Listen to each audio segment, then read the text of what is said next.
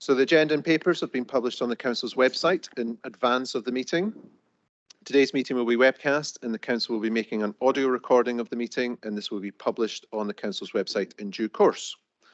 There are no planned fire drills today, and in the event of a fire alarm, please follow the fire exit signs and congregate in the car park. If anybody present might need assistance in exiting the building, then please let one of the Democratic Services team know. If members in the room wish to speak, please raise your hand, and I, myself, or the Council Solicitor will note your name, and when it comes to your turn, please use the microphone on the desk in front of you.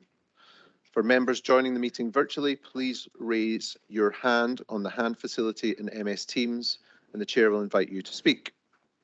Please only speak when invited to address the Council, and please say your name and role prior to speaking. Thank you. We still have a sound problem.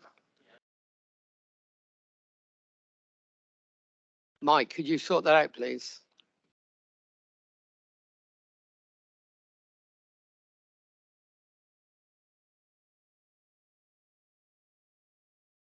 Thank you, Mr. Dance.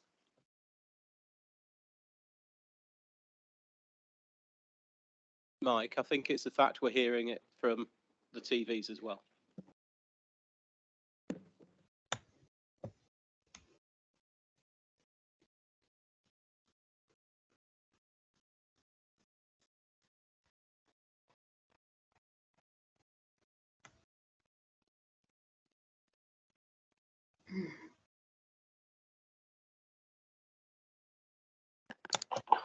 Is that any better? No, you're getting feedback on that.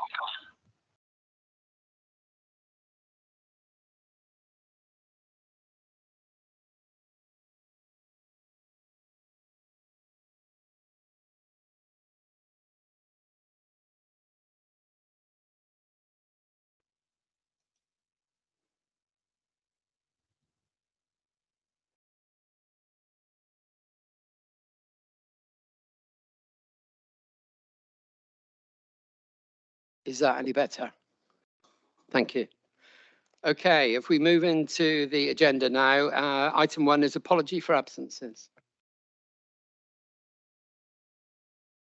Thank you, Chair. We have apologies today from Councillor Jason Baker, Councillor Adam Boyden, Councillor Nicola Clark, Councillor Don Denton, Councillor Susanna Hart, Councillor Val Keach, Councillor Andy Kendall, Councillor Jenny Kenton, Councillor Marcus Kravis, Councillor Matthew Martin, Councillor Francis Nicholson, Councillor Connor Payne, Councillor Joe Slocum, Councillor Jenny Snell, and Councillor Rosemary Woods. Thank you. Item 2 on the agenda is the, sorry, yes. Sorry, yes. In addition, I have apologies from, excuse me if I do replicate these, but from Councillor Mark Healy, Councillor Susie Hart, Councillor Phil Ham, Councillor Connor Payne, and Christine Lawrence until we know that the 6-month leave of absence is approved. Yeah, additional apologies please from Councillor Shane Collins and Councillor Helen Kay. Thank you. Just checking that I heard Councillor Andy Kendall's name on that list as well. And can I offer my apologies to Council that I have another meeting which is substantially less exciting than full Council, but I really have to attend, and I'll be dragging the Chief Executive along with me. Thank you. And just to say, I'm here online, Councillor Shane Collins. Okay, thank you very much. Okay, now we can move on to item 2, which is the minutes of the previous meeting. To confirm the accuracy of the minutes of the full council meeting held on the 26th of July 2023, is it agreed that I sign them as a true record? Okay, I will sign those when the minutes finish. Item 3 is declarations of interest. I've not received any additional ones, Chair, to the ones that were already declared for parish, town and city councillors. Okay, thank you. Okay, moving on. Item 4, public question time. Can I remind those speaking that you will have 3 minutes And as there are 12 speakers today, we will be very strict on those timings. Just to remind you that all members have received a copy of your questions, so there's no absolute need to read them fully if you just wanted to cover the main key points. So if we move on to our first speaker, which is Alan Debenham.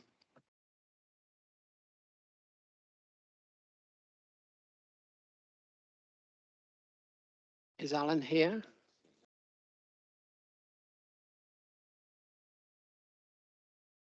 You're muted, Alan.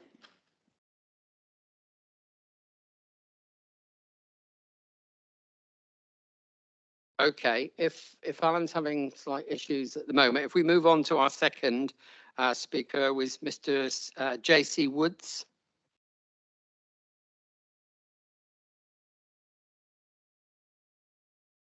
We don't seem to be having a lot of luck with people at the moment. Do we know if Mr. Woods is online? I can't see that. No. Okay, Mr.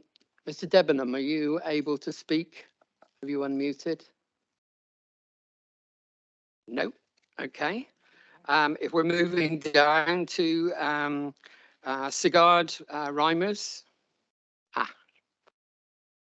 If you would like to put your question, please.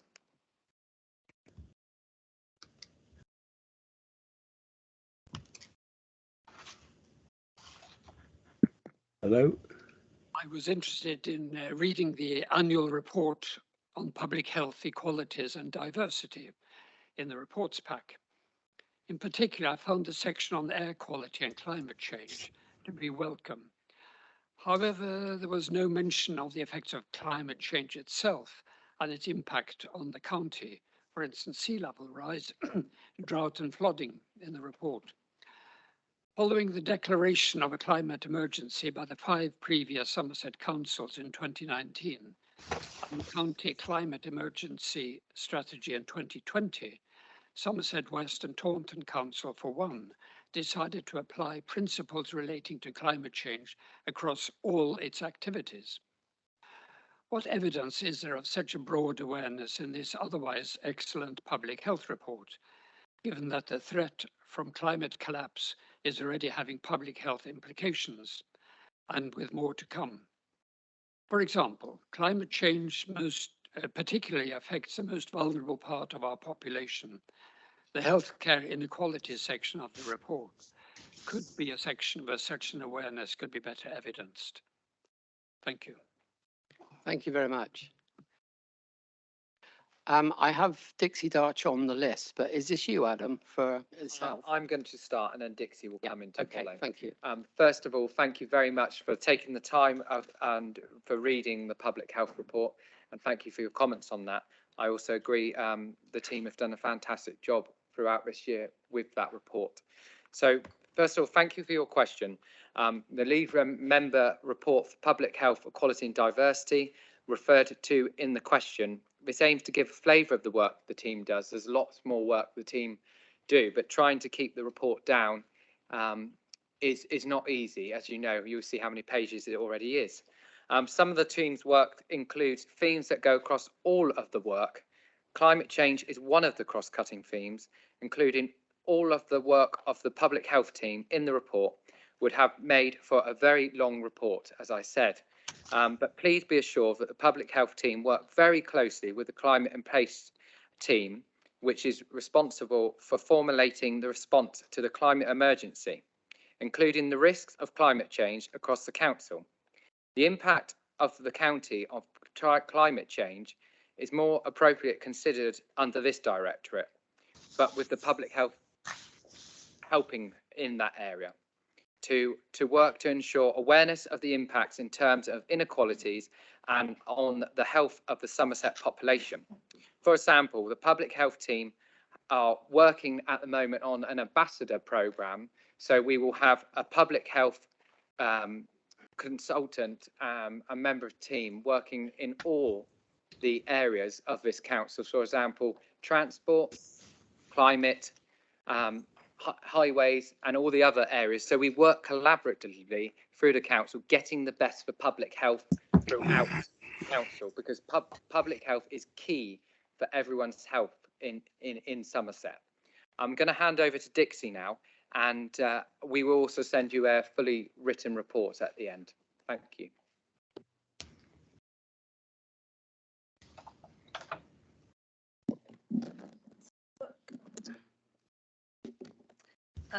Thanks, Councillor Dance. So I'd just like to take this opportunity to add to Adam's response that I have written a letter to the Right Honourable Graham Stewart, the Minister of State for Energy Security and Net Zero, expressing my concern at the reduced ambition of the Prime Minister's net zero goals. Not only will this impact on our ability to deliver carbon reduction measures, the recent surface water flooding episodes are a reflection of the way in which we are at the sharp end of climate impacts in Somerset, and it will affect our health and well-being. Thank you. Thank you very much. I see Mr. Debenham, you're on the screen now. Hopefully you can hear us and you can speak to your question next, please. Can you hear me okay? Can Yes, you hear we me? can. Good afternoon. This question is a follow-on.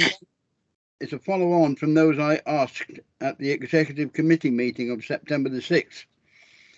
And I wish to thank the Executive Councillors who so fully and personally gave written responses to those questions, including Councillor Liz Lation. We all have come to learn that the Council has very difficult times ahead, with very large cuts to be made right down to the possibility of having to declare a Section 114 bankruptcy situation. I remain an ardent campaigner against cuts in council services and jobs, and can remember the days when leader Chris Clark, together with me, led the Liberal Democrats in a big protest and fight back march and rally in Taunton, which I'm hoping present Lib Dems may emulate if necessary. So my question is basically asking Councillor Liz Lation if she can bring us bang up to date on the situation regarding cuts in jobs and services, and giving us, people like myself and others and the Lib Dems, time to organise ourselves into a campaign of protest. Thank you. Liz Lation. Thank you, Chair, and thank you, Mr. Debenham, for your question. We have an executive meeting in the first week of October where there will be more information. And I would just like to say at this point that the executive of this council agreed the medium-term financial strategy back in July of this year. And within that strategy, as I'm sure you know, there were 17 points of action, including review of reserves and the work on the medium-term financial plan. And that will indeed include savings within the revenue budget, covering the services provided to the people of Somerset. And as we know now, of course, that is all of the services provided by Port Was County and District Councils under the Unitary Council. So the officers of the finance team have been working throughout the summer months. They have to confirm the achievement of savings that are already in this current year, establish where savings have not been achievable, and then work on bringing forward new savings. So we understand as members of the executive and of this administration that this task becomes more and more difficult every year. Indeed, I remember Chris Clark as leader of this council, and I'd have to say that those days seem considerably easier than the challenges that all councils are facing now, particularly those of upper tier authority. And in the last 2 years, of course, post-COVID and with inflation and rising interest rates, we have seen considerable impact on all local authorities. We know that we will again have difficult decisions to make, as you have already alluded to, and we need to look at which of those savings we can bring forward for the next financial year. You will start to see decisions taken at executive in advance of the budget setting process, and you will see that starting, I think it's the 4th of October, the next executive meeting. We also need to look at reduction in cost of borrowing and rationalisation of assets so that disposals can play their part in creating greater income streams, particularly for transformational activity such as local government reorganisation. We may be past vesting day, but the work really has just started. So we will be sending you a written response as well, Mr. Debenham. Thank you for your time today. Thank you very much. We've learnt that Mr. Woods would like his question read out, so I would ask that to be done. You have 3 minutes. Thank you, Chair. At the full council meeting of 23rd of September 2022, recording point 1 hours 35 minutes, Councillor Lation was content to group all landlords as a corporate body and able to claim the additional council tax on their corporation tax bill. She described a situation in London of empty properties gaining value with no occupants. What Councillor Lation failed to mention, as I indicated in my email below, that no consultation was taken up with local letting agents and private landlords, nor the implications of small bills being raised with ongoing disputes between SCC tenant landlords and the costs of the council. She commented that corporation tax was mentioned by one of her colleagues. It seems council business is now conducted by throwaway remarks of Councillor Lation's colleagues. Councillor Lation has been unable to provide any evidence of this suggestion of corporation tax and how it applies in Somerset when a reference was to London properties. Councillor Lation was tasked to rationalise what discounts the previous councils provided instead. She has, with no or minimal consultation, she has grouped private landlords by the same demonised brush of property speculators based in London and holiday homeowners. My question is that Councillor Lation has allowed her personal views to cloud her view of private landlords like myself, providing quality accommodation to young couples and their children who cannot afford to get onto the property market. The private landlords should have no recognition and that previously in place discounts will not be rationalised across the county but removed entirely by Councillor Lation and her two colleagues. I would ask the full council to reflect on these omissions and personal views of Councillor Lation and to stand at 3 months 100% discount be applied to empty properties to allow for renovation repair during the period of changeover of tenants. In my particular situation, I was able to renovate the property as described within 10 days to provide urgently needed accommodation for this young couple and their children. This family were forced to leave their previous accommodation as the landlord sold up. Perhaps the actions of Councillor Lation and her throwaway comment colleague demonstrates why their previous property was sold and why I am now forced to raise my rent to cover any other periods when I change my tenants and the council will come looking for council tax. Thank you. Liz Lation. Thank you, Chair. The rationale for this decision to remove the previously existing Class D discounts ranging from 75% to 100% across the 4 former district council areas is given in paragraphs 4.11 to 4.14 in the report to full council in November 2022.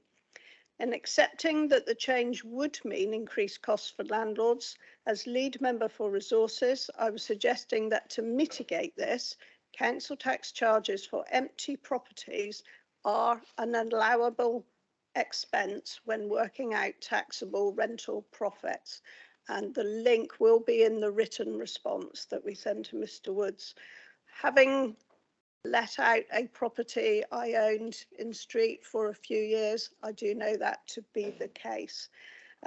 I also want to make the point, please, Chair, that councillor colleagues and I fully recognise the importance of the private rental sector in providing decent, affordable accommodation, and in no way have I tried to demonise landlords who play an important role in providing accommodation, including for vulnerable people and many families. I apologise for any misunderstanding. I was separately raising the issue of housing in some parts of the country, including London, where owners, often corporate landlords, are satisfied with capital gain without providing homes for people to rent at reasonable costs. Thank you very much. Thank you.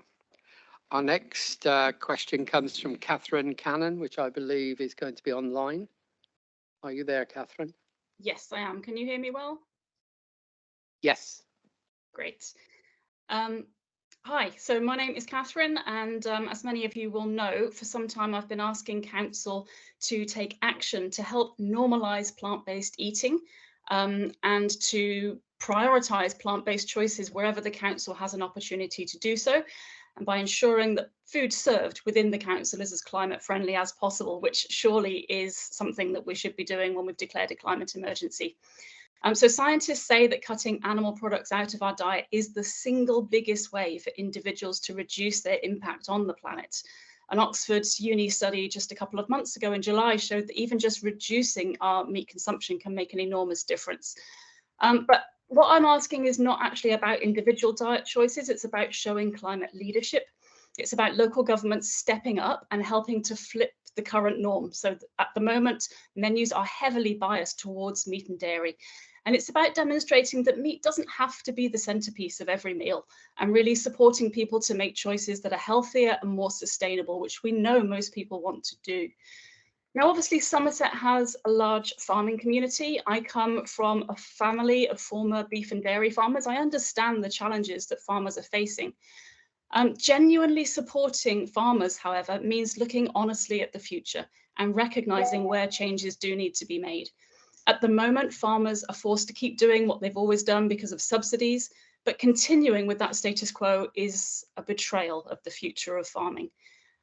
So in order to ensure future food security and financial security for farmers, as well as to tackle the climate crisis and increase biodiversity, we do need to strengthen and expand our horticulture sector and shift our diets towards more plant-based. This is going to allow us to rewild some of the 85% of UK farmland, which is currently used for animal farming. I mean, that's a staggering statistic, I think, and that only provides us with 37% of our calories. It's an unbelievably inefficient way to feed ourselves. And so by rewilding some of that land, we can allow nature to thrive again. It's not always easy to find plant-based options in cafes, public buildings, schools. We do need to provide better choice and availability of healthy, whole food, plant-based options. I think this council has the opportunity, and maybe I can say the duty, to simply prioritise plant-based food options wherever they can, treating the climate crisis. 30 seconds left. Thank you. Treating the climate crisis with the urgency that it does require. So my question is, will councillors please meet with me to address any concerns they may have over cost, inclusivity, and the local impacts of such a direction, and hear more about how it can be an enormous win for health, sustainability and budget. I ask you please to prioritise this issue and this meeting with me. Thank you. Thank you very much. Dixie Darch.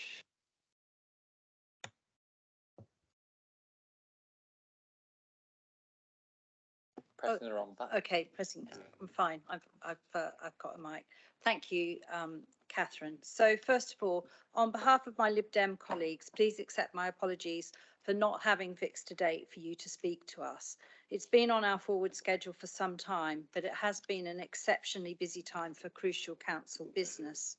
I've personally heard your presentation to the Quantock Echo Group and was really impressed by your research and reason, given its potentially contentious nature.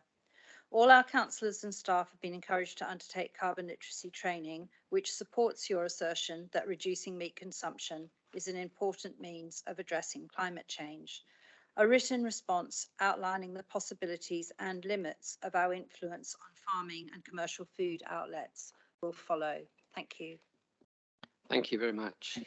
Our next questioner is Paul Partington, who I believe also is online. Are you there?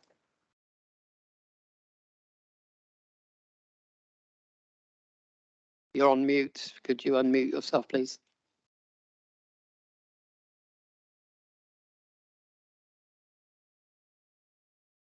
No, we still have a problem. If we could move on then to Andrew Strong, who I believe was in the room.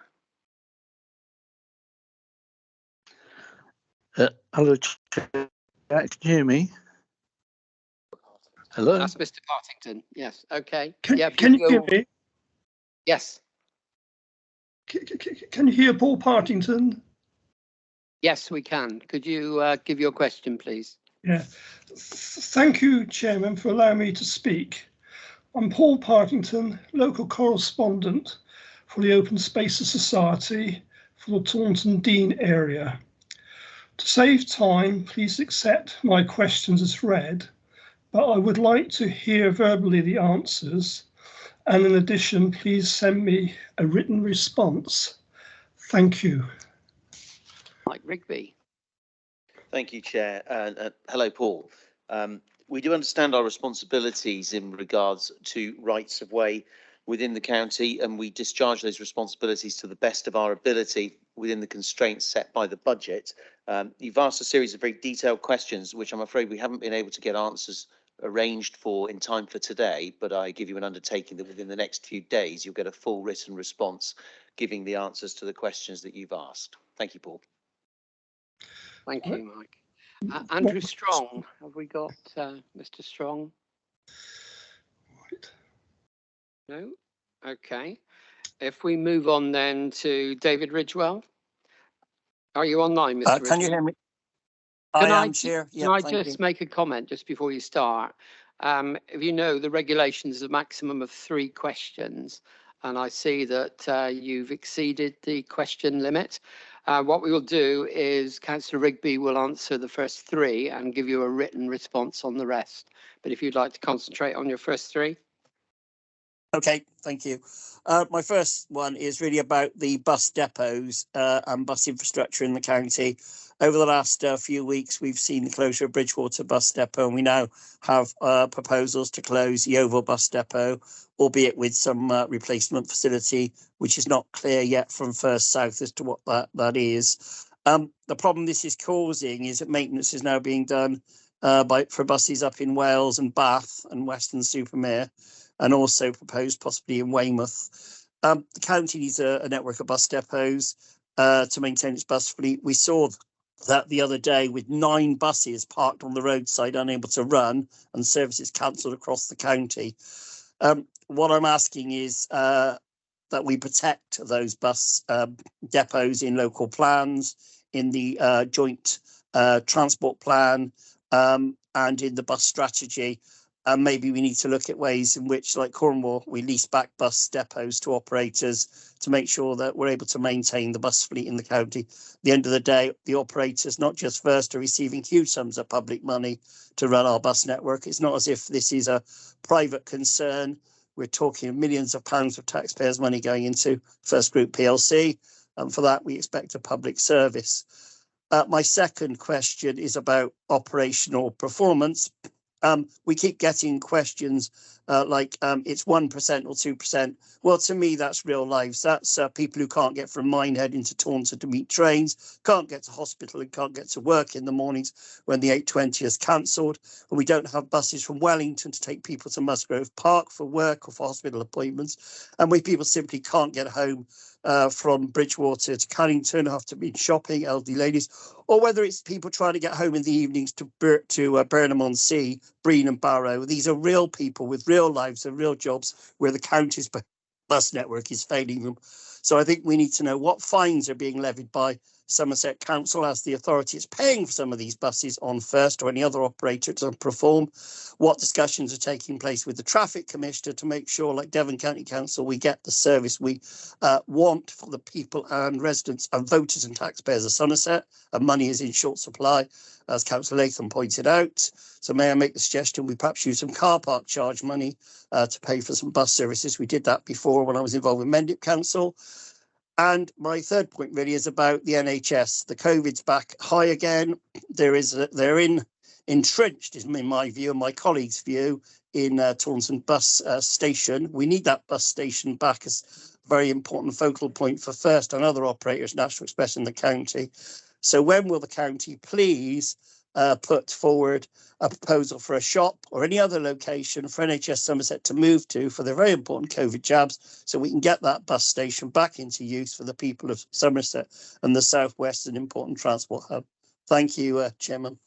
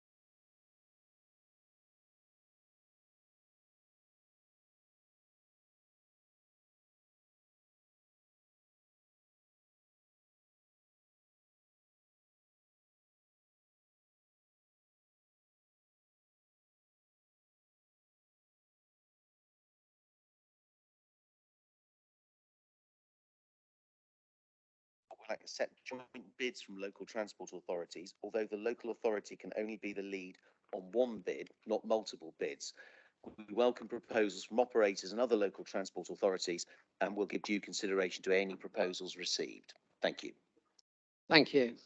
Have we got the connection back up and running? Yep.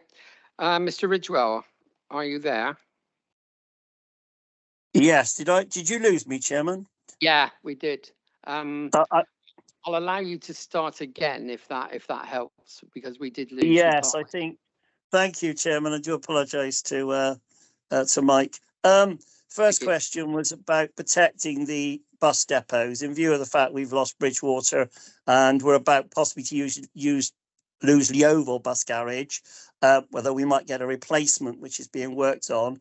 We're still very concerned about protecting the county's bus infrastructure and the bus depots in the county.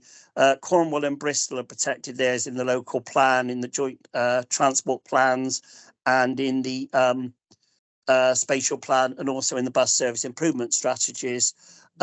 I wonder if that could be looked at in Somerset to make sure we protect these very important engineering facilities, even if they're not being used by First. But more importantly, we did last Thursday have 9 buses parked on the roadside and services cancelled across the county, which was very worrying in the Yeovil area, Wales, and we lost some of the last student journeys into Taunton, leaving a lot of distress to a lot of passengers. My second question really is about, people talk about percentages, but I talk about real people. It's no good if we're leaving passengers in Minehead without no buses to work in the early morning, so they can't get to Taunton for the railway station, the hospital, or go to work in the town or in Watchet. Similarly, it's no good if nurses and doctors and people can't get from Wellington on the early morning journeys into Musgrove Park to start their shifts. We've seen elderly people unable to return from the shops to Cannington in the afternoons when the Bridgewater 14 is being cancelled. And we've seen situations in Bridgewater where people living in Burnham-on-Sea, Breen and Barrow are unable to get home because buses have simply been cancelled back up to Burnham, and therefore connections have been lost to Breen, Barrow and Weston. So I suppose that point is, what are we doing to find the operator? Some of these are council contracts, so what are we doing finding them as the council, because we're the contract holder? Secondly, what discussions to go with the traffic commissioner, because they can also fine the operator for not providing the services to the people of county.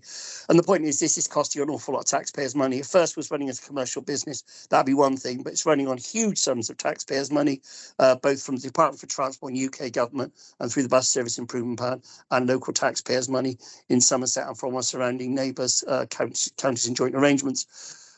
And my third point is, Chair, about Taunton bus station. Well, we're the biggest supporters in the transport user groups for getting that bus station back up in use as a coach station, the hub for not just Somerset, but for the southwest of England. So I suppose with COVID on the rise, the one thing we'll be asking Mike is, can we identify, or the leader of the council for that matter, could we identify a shop in Taunton which we can lease to the NHS Somerset so we can move them out and start work on this very needed transport hub to bring a focus and centre for the buses back in Somerset, bearing in mind that the first headquarters for our county at the moment is either in Bristol, but more importantly down in Fareham on the south coast. So those are my points really. I just hope Mike can get, and the council can get First to perform the type of bus service and public transport service that people of Somerset ask, vote for, pay for, and expect to be delivered by this operator. Thank you. Thank you very much. Mike Rigby.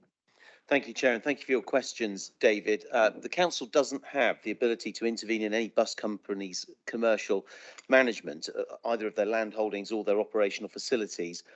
These are commercial decisions for the companies themselves. The bus operator is required to agree with the traffic commissioner what their maintenance and depot arrangements will be, though. And any facilities that are under council control following the move to the new unitary authority are subject to the council's decision-making processes. With regard to your second and third questions, we continue to monitor First South West recovery plan to address the reliability issues across their network that many of us will be aware of. We receive weekly lost mileage data from the operator. That's given to us as a percentage of the total number of miles that the full service should see operated. Last week, the most recent figure I saw was about 3%, which is far too high. 1.25% of that, however, was weather related based on the flooding that we saw 2 Sundays ago. So we can give them perhaps a little bit of a let off for that. But the 2%-ish that we saw in terms of driver shortage and vehicle shortage is much too high. We get those figures, and our officers are in constant contact with First South West regarding the complaints that we receive and issues raised by members of the public.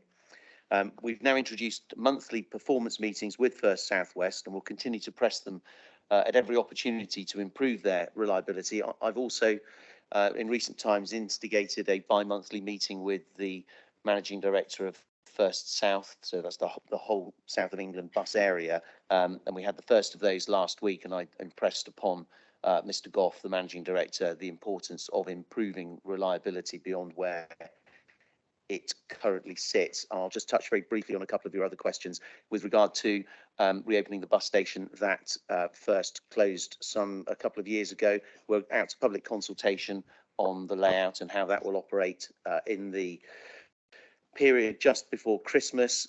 With regard to the railway station and the waiting facilities there, that's part of a list of deficiencies that I have following the reconfiguring of the southern part of Taunton Railway Station. I did have a meeting arranged a couple of weeks ago. I was going to come back from leave especially for that meeting because I was so keen to get it out of the way, but the GWR contingent were unable to make the meeting, as it turned out, because of a rail strike. Thank you. Thank you, Mike. If I can go back to Andrew Strong. Have we got you on line? No, it doesn't seem so. So we'll move on to... Sorry, Chair, he's just joining in. Oh, right, okay. Andrew, are you there?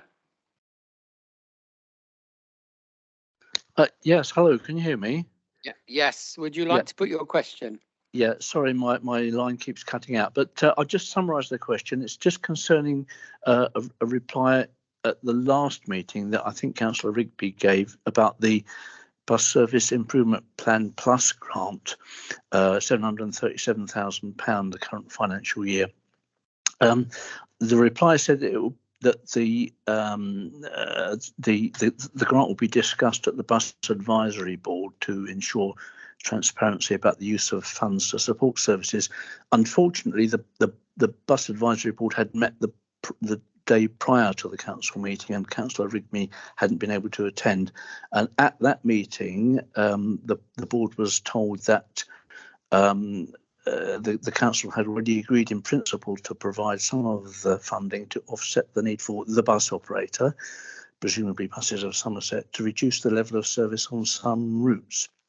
So as the Bus Advisory Board didn't have the opportunity to discuss the matters, would the council now publish a breakdown of the spending from the BSIP Plus grant together with an analysis of the options that inform the decision on how the money should be spent? Furthermore, in view of the recurring complaints about cancellation of timetable journeys, some of which we've already heard at this meeting, will the council explain what measures have been put in place to ensure that the recipients of this funding operate the bus services that they're being subsidised for in full? Thank you. Mike Rigby. Thank you, Chair.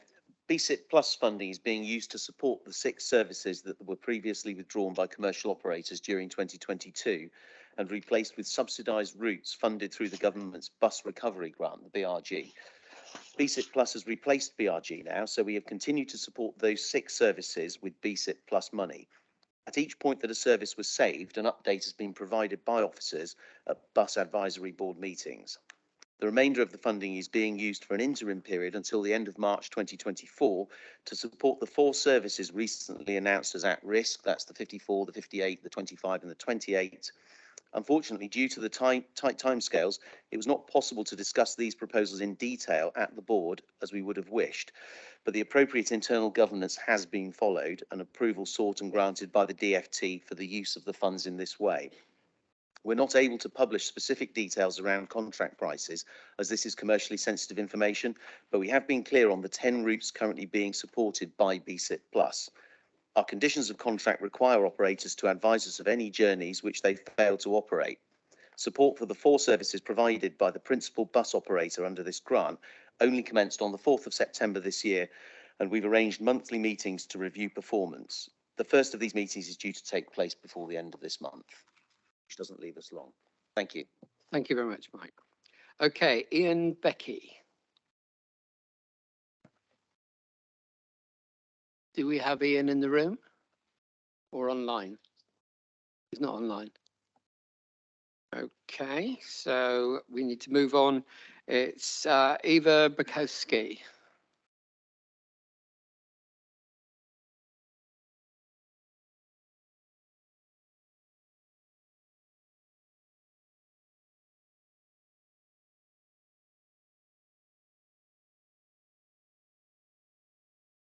Is that it? Yep, that's the one. Yeah, thank you. Yeah, Chair, if you could tell me when I've had a minute, 2 minutes, and then 30 seconds, please. Okay. Okay, you've read what I've written, so I won't go into that. And the third question is a long shot about paying local businesses, but it'd be good to pay that money rather than raise gardens and things like that.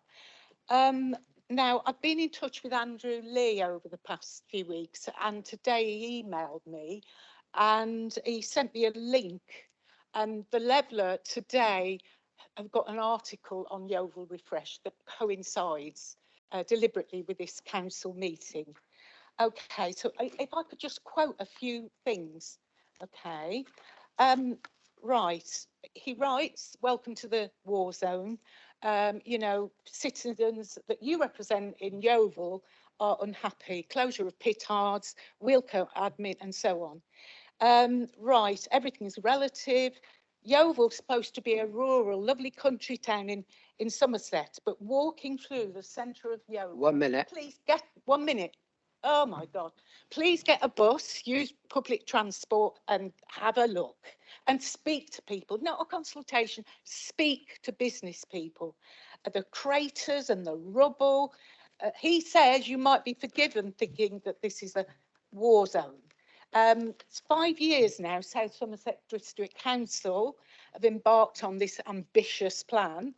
So the plans will finally see the whole of the town centre tidied up. If you, anyway, ride by bus, the first sight you see is the decaying architecture of Glover's Walk, with few remaining businesses, many empty, boarded up, and a boarded up cafe.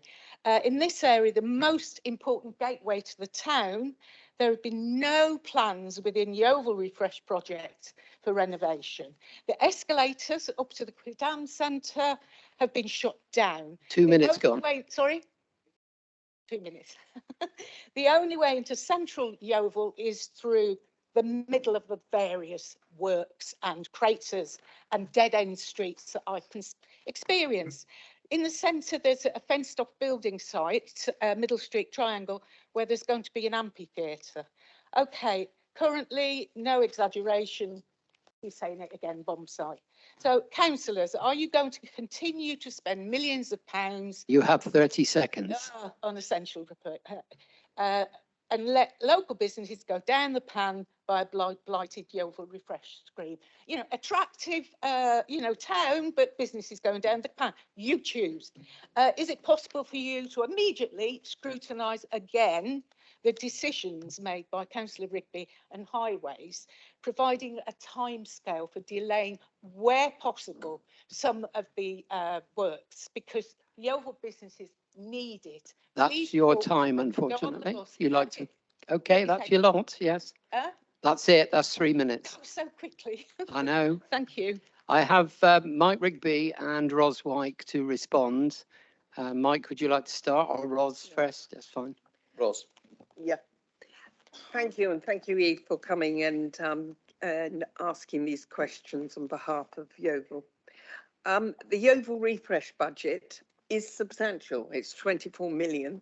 It includes many elements, and And it does include transport, it does include major development within the town and complementary initiatives.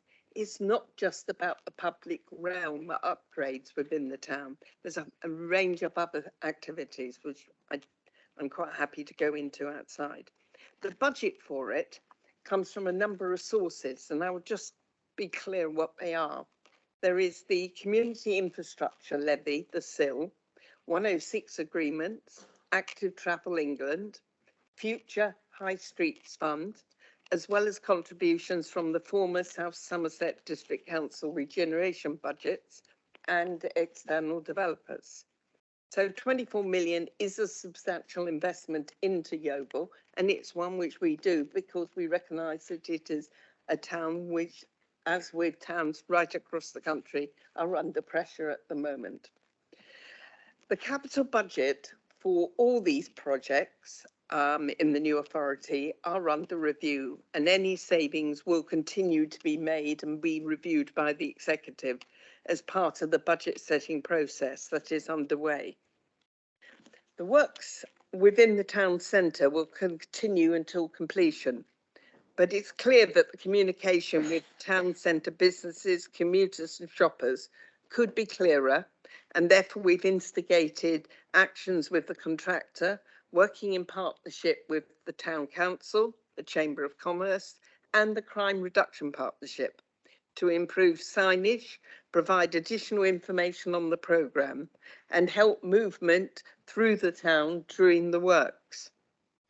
The team has also commissioned Love Yeovil to engage with businesses and members of the public around their wishes for events in the town centre to encourage footfall and bring increased vibrancy to the town centre once the works have been completed. We're also shortly publishing on the Refresh website a standalone guide to parking, taxi ranks, accessible parking and buses that will help town centre users navigate the town during the works and afterwards. I'll hand over to my colleague to answer question 2. Thank you, Chair. Thank you for the question. This has been a difficult project. I think it's fair to say that our town centres, our high streets are changing, whether we like that or not. And the Yeovil Refresh work is an important part of our response to that inevitable change. I wish the project had completed by now. It hasn't done. COVID has made that impossible. The failure, the bankruptcy of the original contractor has made that impossible. But that doesn't mean that we shouldn't carry on and get the project complete. I'm pleased that some of the streets, some of the earlier parts of the project have now completed and been handed back. And we need to plough on and make sure that we support Yeovil in the way that it needs to be with these much improved public spaces, with better circulation, with better traffic. I think it would be damaging to not complete that project now. But as my colleague Councillor White says, if there are opportunities to save money out of the capital budget, we'll certainly take those. And well, it's not for me to scrutinise the decisions of previous portfolio holders, but I'm sure if one of our scrutiny committees wants to do that, they will add it to one of their agendas. Thank you. Thank you. I will then answer question 3. Yeah, I think Tessa wanted to make a point of order. I do. I'm sorry, Chair, I don't wish to interrupt the meeting, but I actually like to just ask people to resist using language like war zone when we are host to so many Ukrainian families. It's inappropriate language, and I think there would be many people in this county who would object. Thank you.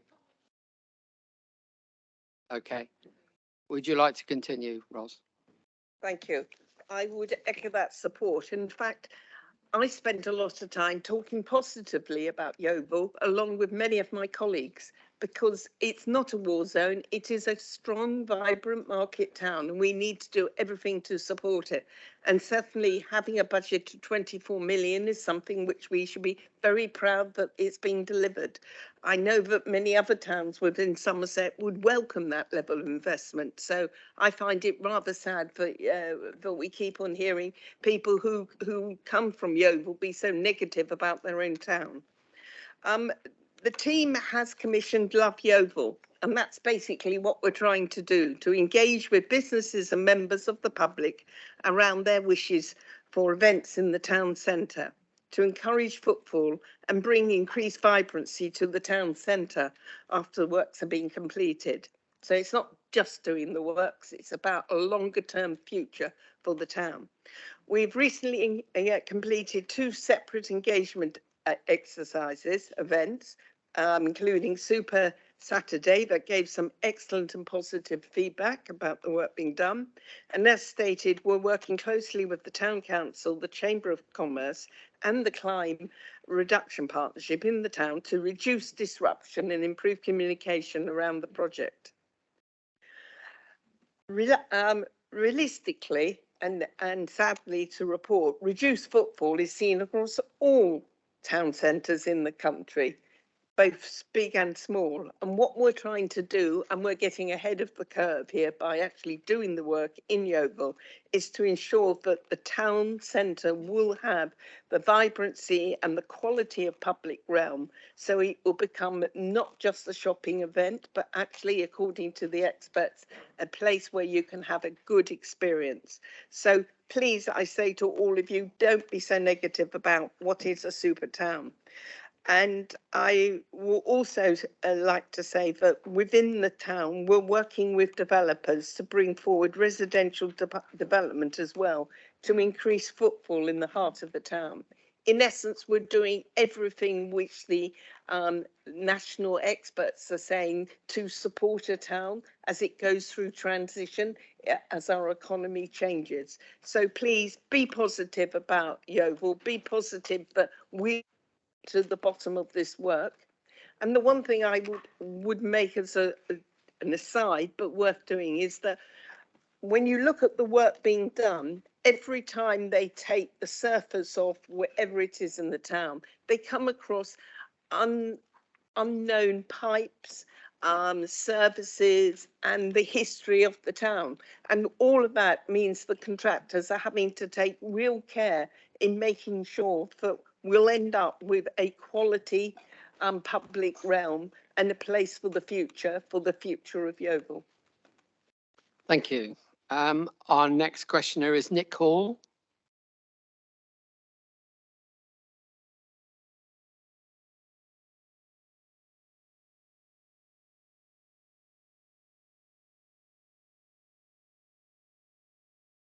Thank you, Chair.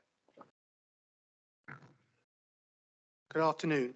My name is Nick Hall. I live in Pilton in Shepton Mallet. I'm a parish councillor speaking in a personal capacity on agenda item 8, the draft statement of licensing policy. With limited time, I won't fully describe the rushed and dismissive consultation process, but only to say that it's been deeply frustrating and in fact insulting and probably contrary to section 182 guidance of the 2003 Licensing Act. The nub of the problem is that this policy must cover 2,500 to 3,000 licensed premises across the whole of Somerset, one of which is for the Glastonbury Festival with 210,000 people. There are unique issues associated with the festival, but this licensing policy needs to address them to reduce the risk to public safety and reduce public nuisance. I'll highlight 3 significant policy gaps.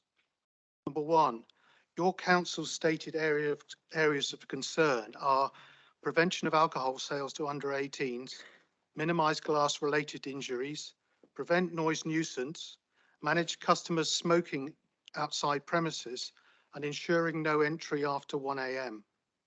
Surely this list needs to include overcrowding and crushing at large indoor and outdoor events. Number 2, alongside the main festival, there are 20 to 30 off-site events, each individually regulated by a temporary event notice. There needs to be a more effective policy mechanism to control the cumulative impact on our community from this situation. I welcome the commitment to introduce a searchable database for TENS, but much more needs to be done to assess the situation and implement effective solutions. Perhaps we should have a liaison meeting for all of the TENS events. Gap number 3, an applicant is not legally required to notify a parish council of a licence application or variation. Hence, the new policy of notifying parish councils, affected parish councils, is a great step forward. But that needs to be in your policy to strengthen and reinforce the partnership working. You have 30 seconds. So in conclusion, Chair, I assert that the views of some consultees have not been properly considered, and hence the policy cannot be determined today. Moreover, significant gaps remain in this statement of licensing policy, and I would like you to review that, please. Thank you, Chair. Thank you very much for your question. Federica. Thank you, Mr. Hall. So, Mr. Hall, you raised 6 points during public question time at the meeting of the Licensing and Regulatory Committee, 3 of which that you've raised today. Officers have responded in full and in writing to all those 6 points on the 22nd of September, and that response has been made available to Democratic Services so that it will go out in relation to this meeting here today. In summary, the purpose of the Council's statement of licensing policy is to describe the general approach of the licensing authority when exercising functions under the Licensing Act 2003, and general being the operative word.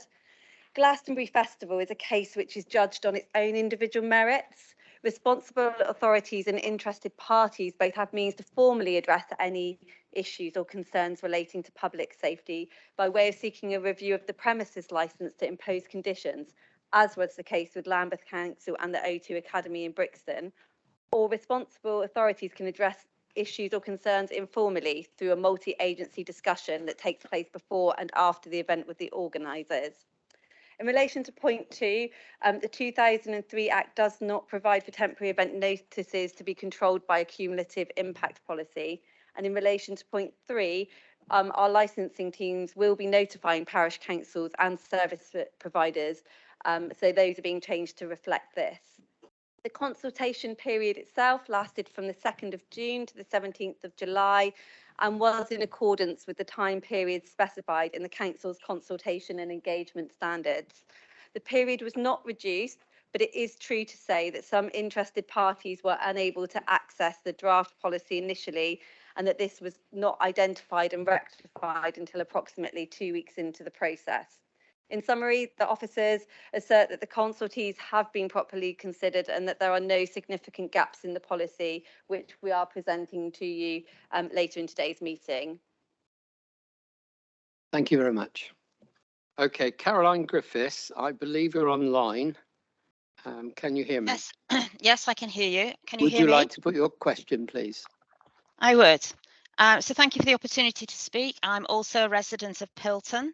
I was motivated to respond to the licensing policy consultation because I've seen firsthand that the policy isn't adequate for the things that go on in my community. I'm deeply concerned that the report following the consultation exercises has not addressed the issues that I have raised. It's very clear to me that the council officers and perhaps even the councillors themselves have not understood the points that have been raised, and they've rejected them. In fact, they haven't even explained some of the rejections, which is not the spirit of consultation at all. I took this to the Licensing and Regulatory Committee. The chair dismissed my request that they should pause, take a step back and get a proper understanding of the issues that have been put before them. I was very disappointed that the chair at the meeting said, "We have considered them." And he said that in the face of evidence that was very clearly to the contrary. So here I am again today, pointing out the same things, that the council has some considerable shortcomings in the way that they've handled this consultation. Only yesterday did I get a response to the issues that I raised at the Licensing and Regulatory Committee, and I got that simply because I pushed for it. Again, I was pointed towards the original responses, which I've already said doesn't actually understand the issues that I've raised. So, and it also refers to the item of TENS not being subject of the cumulative impact assessment. But in fact, I'd suggested that maybe there was a new mechanism available to the council, since in our area, the TENS events only exist because of the primary licence. there is a business partnership between the primary licensee and those people conducting the events under 10. So actually there is a mechanism, and I invited the council to consider whether they could actually invoke some controls of what clearly is an issue of cumulative impact. But the council did not consider that either, because probably they didn't understand. So I'm asking this council, again, please, I implore you, please take the time to try and understand what the consultees are trying to point out to you. We have seen things from our perspective. That's what consultation is all about. And it doesn't appear that you have been able to either understand or listen. I invite you, it's a question, I would like you to pause. Please don't go ahead and approve this policy. You are missing an opportunity. And if you don't, or you're unable to do that, then I ask you, where else do I go with my concerns? Because so far, this public consultation has not served the public interest as it should. Thank you very much. Federica.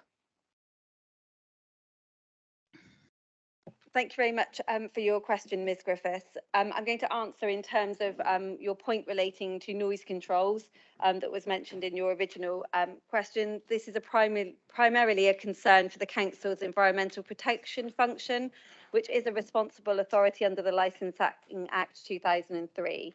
The purpose of the statement of licensing policy, as we've already stated, is to describe the general approach of the licensing authority when exercising licensing functions, not the approach of the responsible authorities. With regards to the point on the cumulative impact assessments, the licensing authority would consider introducing such a policy where evidence provided which suggested one were appropriate for a given area of Somerset. The wording of the policy explains this in a concise manner.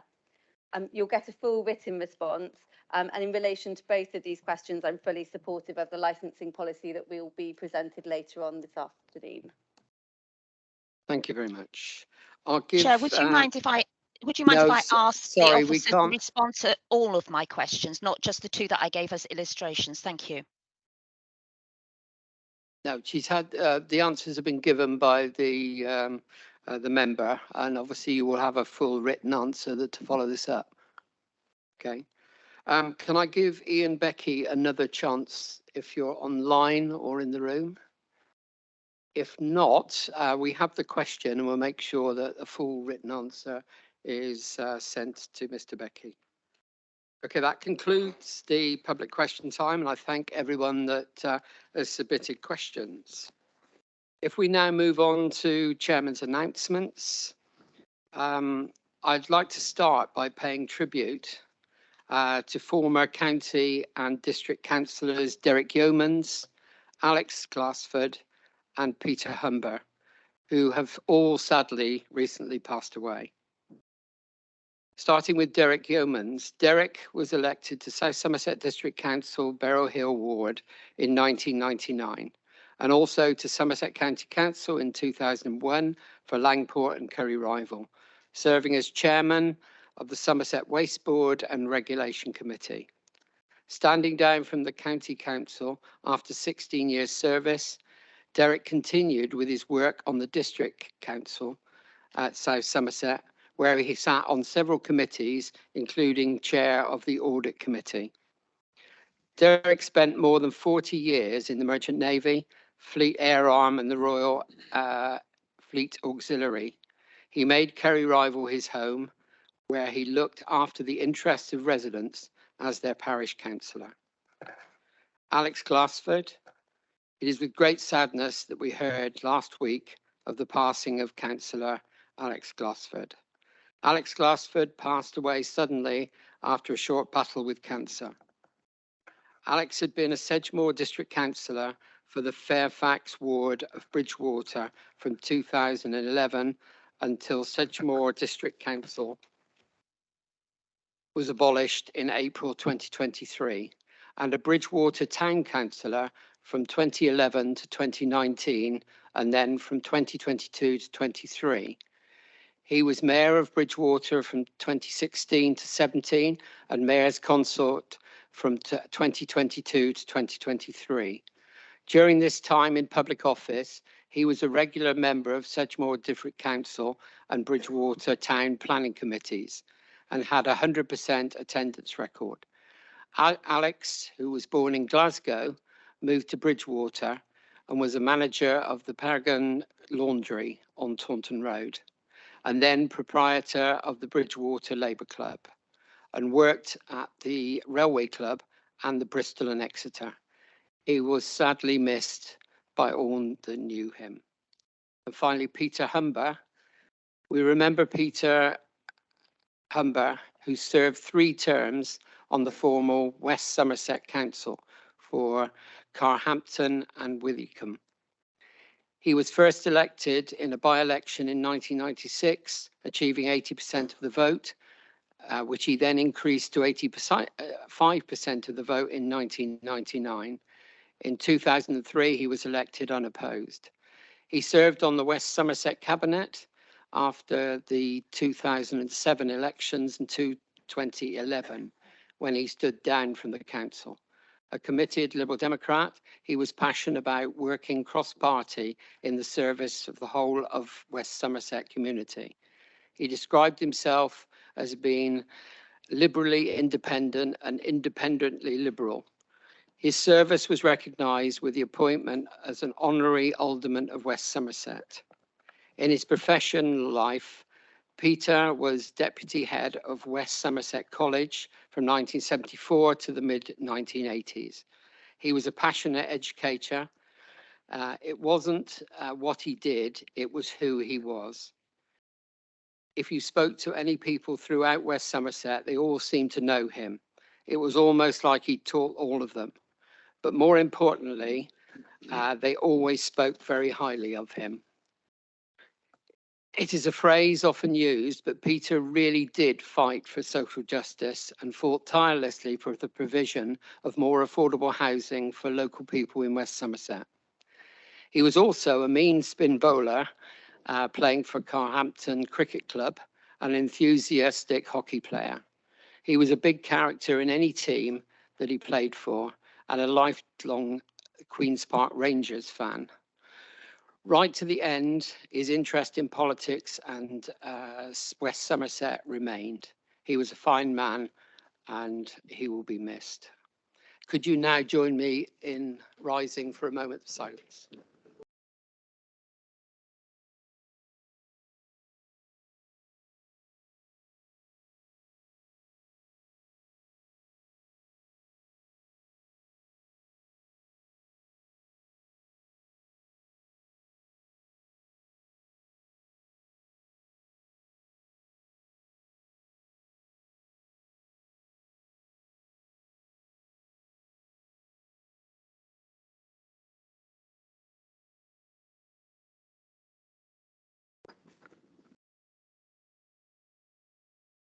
Could I just finish my chairman's announcements? You have all been circulated the details of my visits plus the my vice chairman's visits throughout these past couple of months. If anyone has any questions, I'm more than happy to answer them outside of this meeting. Finally, I'd like to welcome Councillor Kevin Messenger to his first meeting of the council. Welcome to the Somerset Council. That concludes my report. Move on to item 5, which is the report to the leader and executive. Yes. Mr. Chairman. Oh, sorry. I think there are members who Oh, may wish yes, to comment on. Sorry, other friends. my apologies. After reading all that, I lost the. Dave, start. Thank you very much, Chairman. I'll be quite brief. Derek Yeomans, for those that knew him, it was an enigmatic character. At times he could be a bit grumpy, and he probably knew he could be a bit grumpy. But actually, underneath there was a real soft-heartedness to Derek, and 2 stories from his funeral, which I'd just like to repeat, which I think just illustrate and give an insight into the man. The first is that his son told the story of how he went with his father when he was just very young to dig worms in a compost heap. They there several hours digging out the worms, ready to go fishing, and they went fishing together, which good thing to do with your father. And they got to the bank and they started to get the worms out to put on the hook. And Derek looked at the worms and looked at the hook and went, "Can't do this, son. and he threw the worms into the ground, and off they went. And that was perhaps an insight into his kind-heartedness. And the other one, which will stay with certainly myself, and I think with the chairman for forever, when the curtains closed at Taunton Crematorium on his coffin, and it was blasting out, "The sun has got its hat on." Hip, hip, hooray. And that was quite a special moment to say goodbye to Derek. Okay, Bill, did you want to? Just to say a few words about my dear friend Peter Humber. I knew Peter for I think 31 years.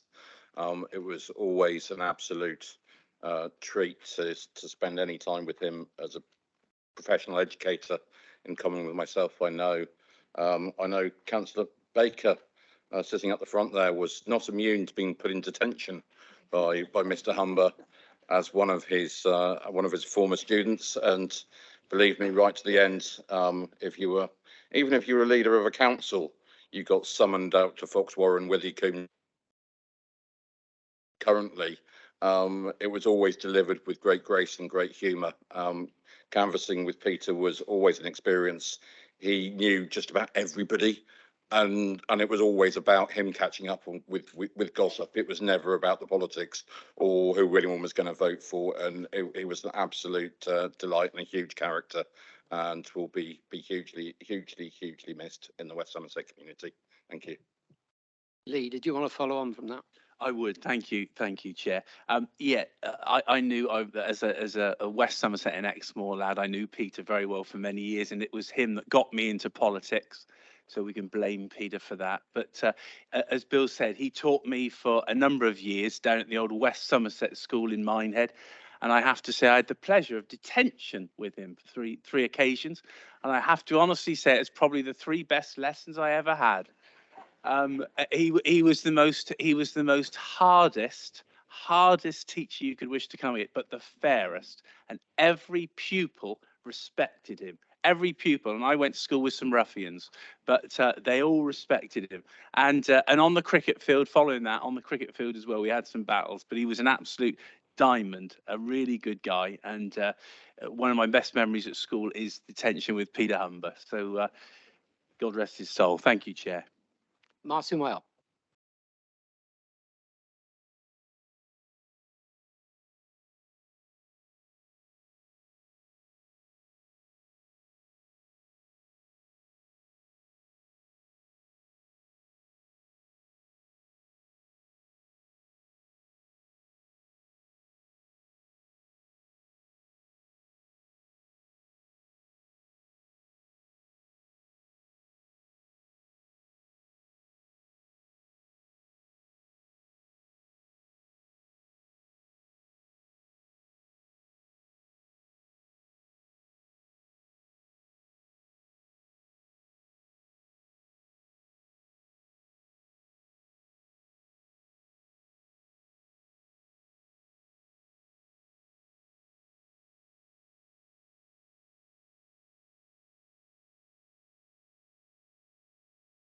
He would probably be telling me to move on.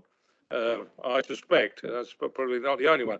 Derek's strength was that although he was committed to his political principles, he would never put those before his duty to do what was right for the councils and for the people.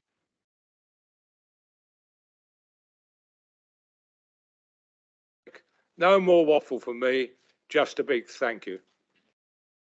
Thank you. Does anybody else wish to come on? Yeah, just to echo what David has said, having served with Derek for many years on the audit committee, and he very much every time had to bring biscuits to every meeting, which we reminded the new chairman when he took over that he had to continue. But I can just see Derek looking down as those curtains closed with the sun has got his hat out. I've been to many funerals, but as a closing piece of music, I'd never had that one before, but that was Derek all over. Okay, if we can now move on to item 5, which is the report of the leader and executive. Bill.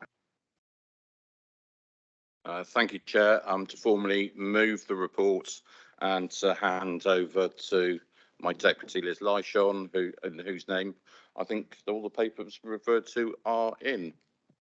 Yes, Liz. Thank you very much, Chair and Leader. So at the executive meeting on the 6th of September, lead members considered the financial reports that comprise the final year and the closing positions of the 5 predecessor councils of Somerset. If I hadn't realised how much work there would be in putting 5 councils into one, I do now, Chair. For each of those 5 councils, executive received an outturn report, a reserves position and a capital outturn programme.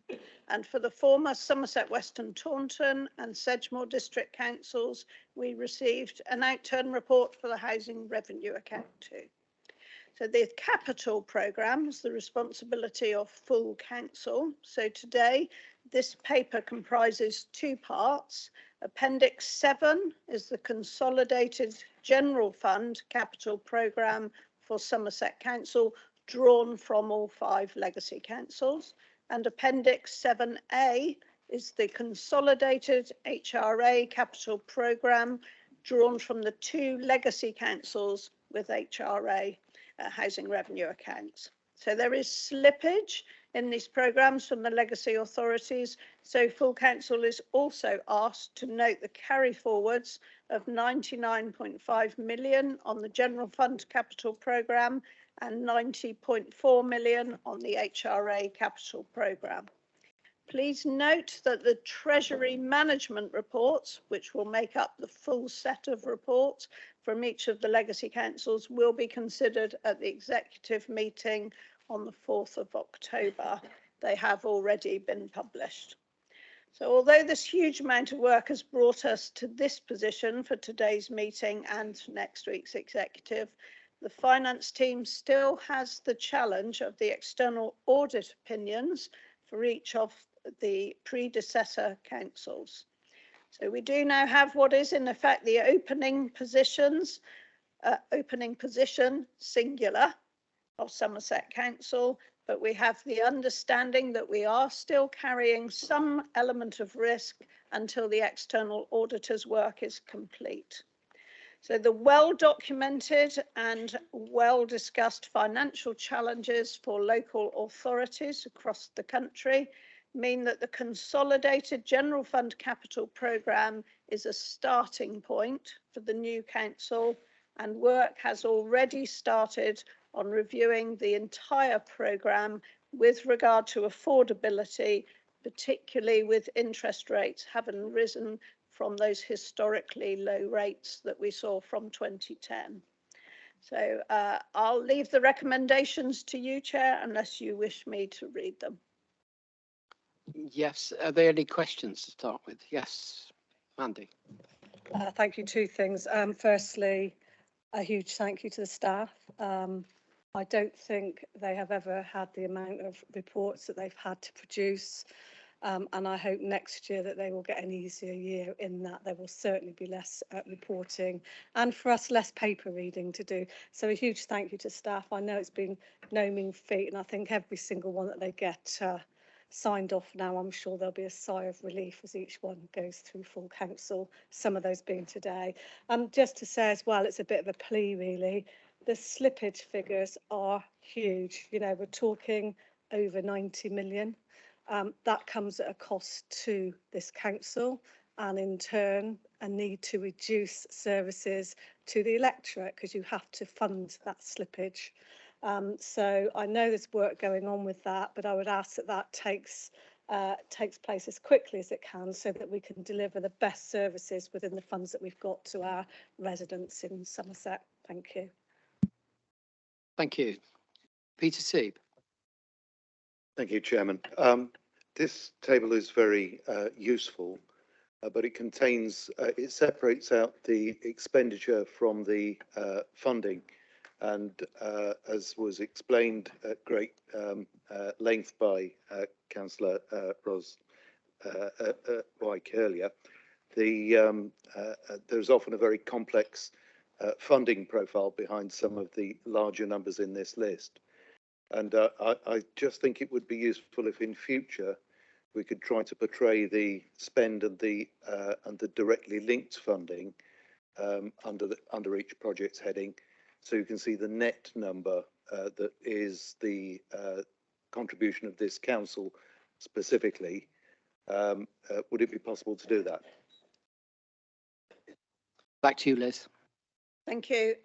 And thank you, Peter. It's a good point. There is a summary of the funding streams for the capital programme, but I take your point that it's not project by project. We, of course, have projects that are fully funded, such as town deals. We have projects that are part funded, and we will see the paper on the Yeovil Octagon next week at Executive, and we have some projects where there is not funding. The work that has to go on between now and budget setting is going to be both significant and in places very difficult as we start to understand on each line of this capital programme where there is full funding, where there is part funding, and where there is no funding, because there would be a requirement for borrowing. We know that with the amount of borrowing, the capital financing requirement of this new council and increased interest rates, we do understand that that is a very significant piece of work ahead of us. Thank you. Peter, you wanted to just come back. Chairman, yes, I'd just like to come back. I think that merely reinforces my point that when you're looking at the list, you need to be able to net off specific funding that is ring-fenced to a particular programme. Excellent examples are some of the highway schemes where all of the funding is coming in. And clearly, when we as members are giving weight to how much attention to pay in pecking orders and in difficult times, it may look like we're cutting a vast amount off to cancel a scheme, but it disappears the funding stream to it, and it's a net sum of zero. So that would be a bit pointless. I just think presenting this paper in this way could be improved for future consumption. And my question was, please, could we have it presented that way in the future? Thank you. Sue Osborne. Thank you, Chairman. My question relates to page 41, and it's the climate environment, and it's the economy, employment and planning totals, but it's a specific item in there. I hate to raise it again because it was aired in some way earlier. The matter of the Yeovil refresh, you've just put a total sum in there, but also awarded to Yeovil was future high street funding, which I believe was somewhere in the order of £7 to £9 million, if my memory serves me well, of which part of that I think has been paid over. Whilst you've put the Taunton Town regeneration, Firepool development, future high streets separately, what was the reason for not pulling out the Yeovil bit separately? Because I'm also aware that there's been ongoing discussions with DLUC or MHCRG, whatever it calls itself now, because the original proposal was for regenerating, I believe, the cattle market, the old bus station and Glover's Walk, using a public-private partnership that may or may not now happen. So what is the current situation on those future high street fundings? And would it be possible, please, for the shadow executive to actually have a briefing on all of these schemes so we are at least up to date? Thank you. Ros, do you want to answer that? Thank you. Two underlying questions there, if I've got them right. First of all, there is continued ongoing negotiation with the government around some of the high street funds and other funds which have been made available.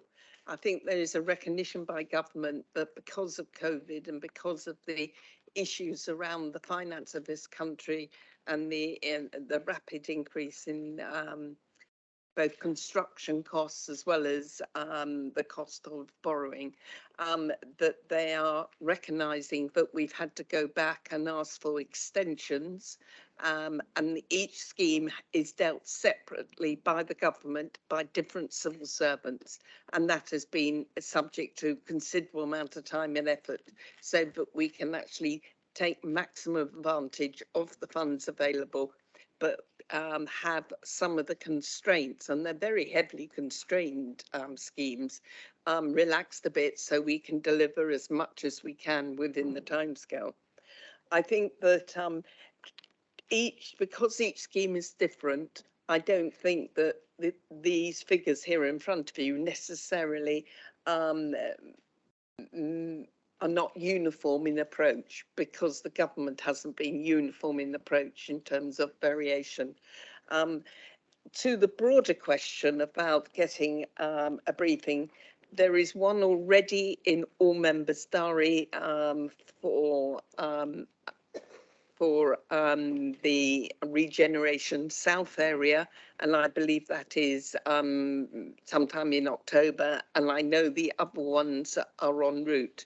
So there will be briefings for everybody, area by area, because inevitably some schemes flow out from beyond a town. Some areas have a number of schemes which may be overlapping, and in other areas the schemes are very specific. So the decision was made to have 4 very different, so there could be really in-depth briefings on the regeneration schemes. We're looking in totality of over 100 million of regeneration schemes across the county, with considerable variation in progress, in constraints and availability of funds to do things in a more imaginative way.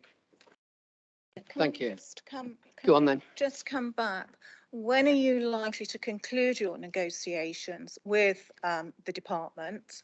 And also, I recall that I think it was probably in the dying days of SSDC, money was set aside in the event that we had to repay money back under the Future High Schemes programme. What is the likelihood that we are going to have to do that? Okay. If you could tell me when the government is going to come and tell me about some of the things we've asked, I'd be delighted. We regularly, on a very, almost on a weekly basis, we have officers trying to seek decisions, and we've had the summer season, we're now in the conference season, and we continue to wait for decisions from various civil servants. However, that doesn't mean to say we don't work with determination and understanding, but we do need to get these decisions over the line. And in terms of paying money back, the bottom line is I'm hoping that we actually manage a negotiation which prevents us paying any monies back, because surely if the money has come to Somerset, we should try our absolute level best to spend that according to the constraints, but also for the people of Somerset. So if we're in a position where we need to pay some money back, then we will have to do so. But it's not going to be the first, second or third option on my agenda. And I guess the same would be for the leader as well. Right, the recommendation has been put by the leader and deputy. Unless they wish to add anything further, I would like to move to the vote. So, yep, sorry, Mandy. Sorry, just to pick up, we did ask for a briefing, please. I think the councillor asked for that and there wasn't a response on that. Thank you. Would you respond to that? I thought you'd said something on. There is a brief, as I said, there's already one in the diary and there are 3 up. It's in the process. With the greatest of respect, I've not got anything on my diary for a regeneration briefing for October. And it was a briefing as well for the shadow executive, because on all of it, because my colleague here is actually the divisional member for Yeovil South, so has an interest. I myself am a South Somerset District Councillor, and Mandy herself is our shadow for resources and finance, shadows Liz. So there's at least 3 of us, I think, have an interest in having more detail on Most definitely, you should have a briefing. I think I know I have seen the email which says these are the briefing dates, and it's come from the lead officer in the area. I will go and double check why those haven't gone to the appropriate members. And if they're for any reason further delayed, I will make sure you get a briefing. I'm just I'm just conscious that we have an awful lot of very busy officers and we're trying to minimise, because if we're going to brief, we need to do it in depth and we need to take time over it. Okay, Martin Well. Thank you. If it'd help, I think there is a briefing arranged, but it's for the different board, regeneration boards which have been carried forward from the various district councils.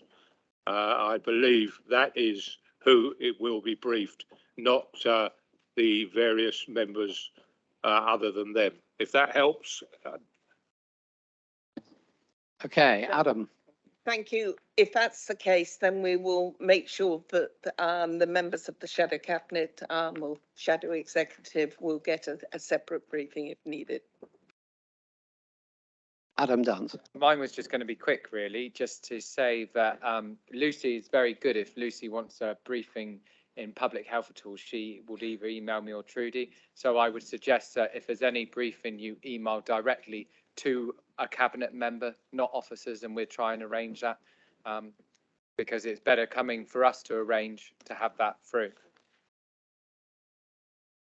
Faye Purbrick. Sorry, Chair, can I just seek some clarity? Because last time we sat in this chamber, I asked about things and was told to go through democratic services, which I did certainly on 2 briefings, which I still haven't got yet. That's not a criticism of anybody within democratic services, but I'm following the process I've been asked to follow and it's not happening. So if we can look at how we can make that work, and if it's democratic services or if it's lead members, I'd be really grateful to know so that I'm not bothering the wrong people. Okay, yes, Adam. I would just say, Faye, that's I understand that. If I was you, I'd personally go to one of the lead members because so I would come straight directly to us because there's that's the best thing for us to manage our portfolios. Come to us and we can arrange that briefing. So is that the new directive, Chair? I will.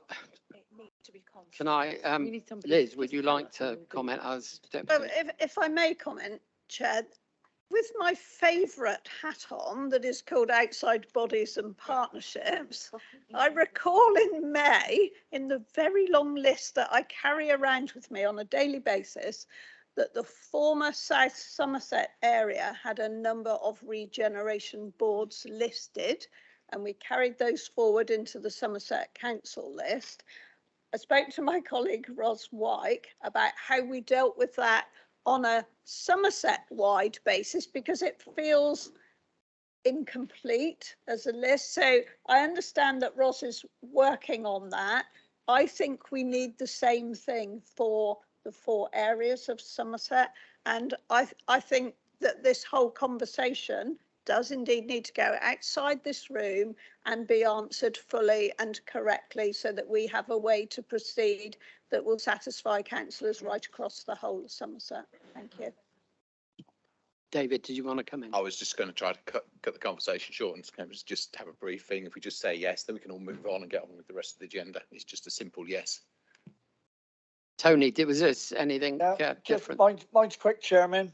Both Martin Well and Liz are correct with their last statements. The regeneration boards which were there, a new group has been formed incorporating the people who was allocated to those regeneration board projects, and the meetings the dates has come out. It's come out in the last couple of days, but I can't remember what it is. Thank you. So they are correct. So what you would need is a separate meeting if you do for other members, but excluding those ones involved in the regeneration, who were involved with the regeneration boards. Thank you.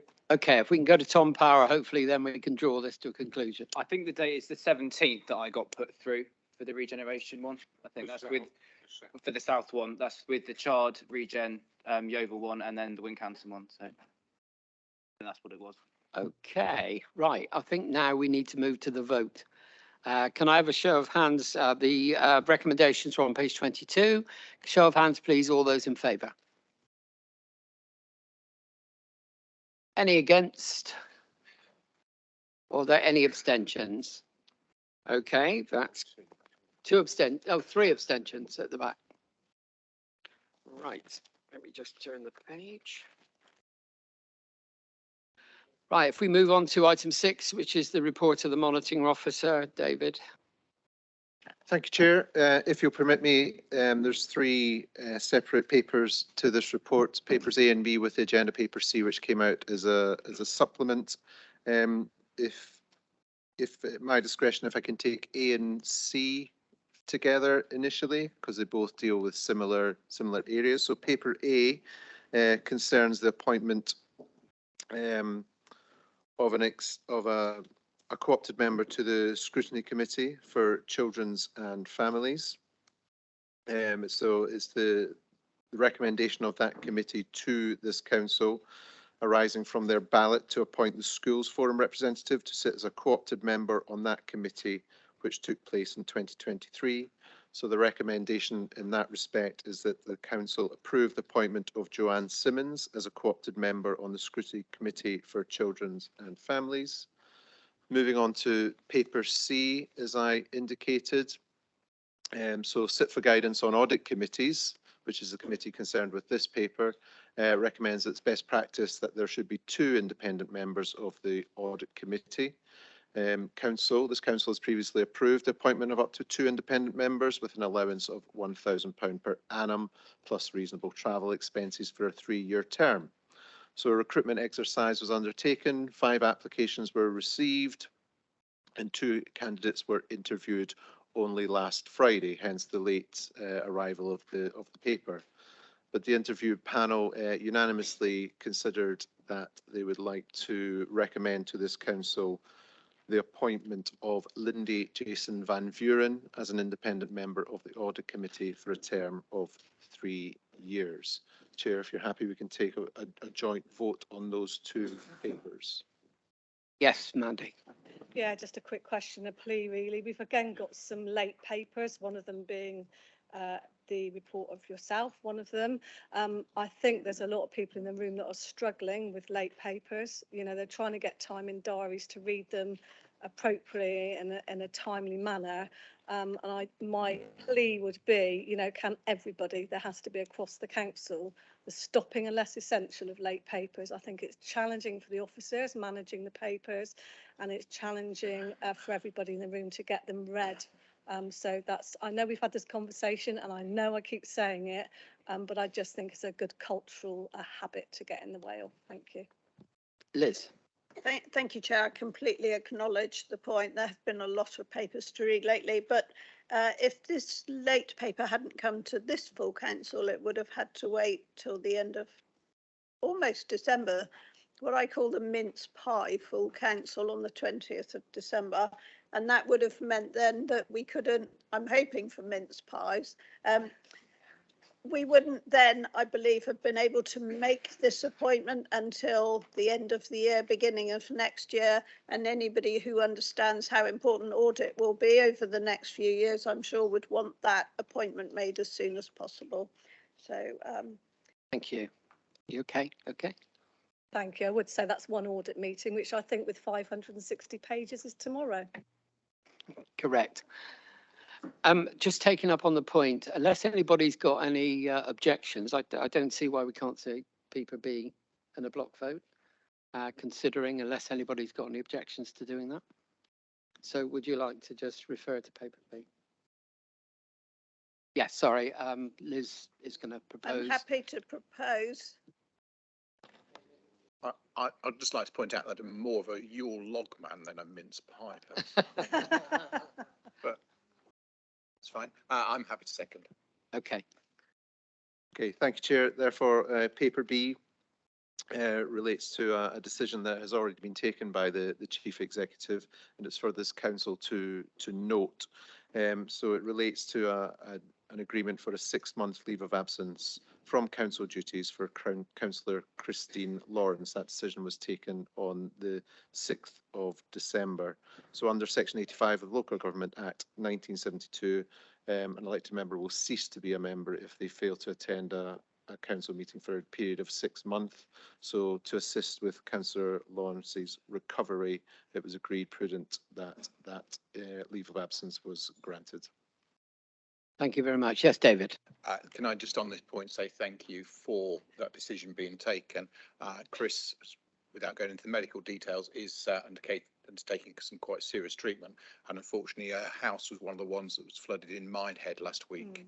And on top of her husband dying recently, it has been quite a year for her. So we are very grateful for the support of the council. Thank you very much. Unless there are any further questions, can we move to the vote? Can I have a show of hands, all those in favour? Any against? And any abstentions? Okay, that's carried. Item 7, which is a report from the Chief Executive. Obviously, the Chief Executive has left us, but Alan is now sat beside me to take up the mantle.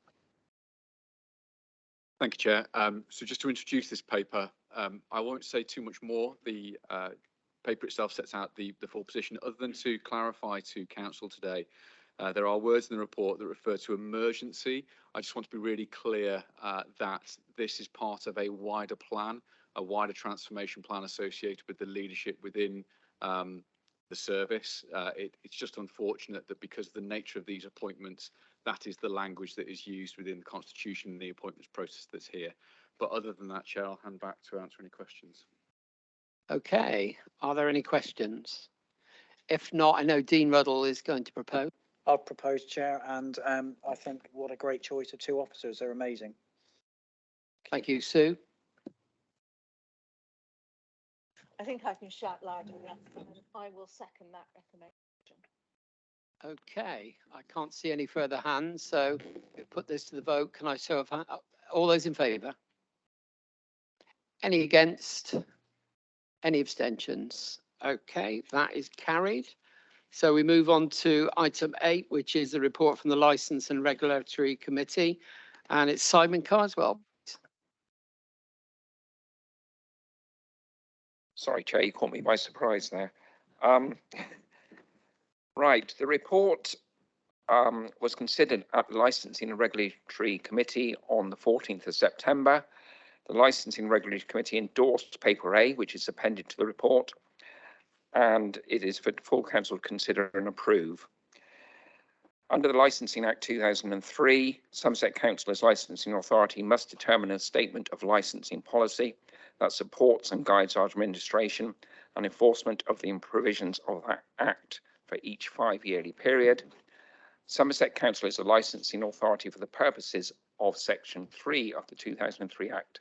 It must publish a valid policy to carry out any function under the 2003 Act during each relevant period.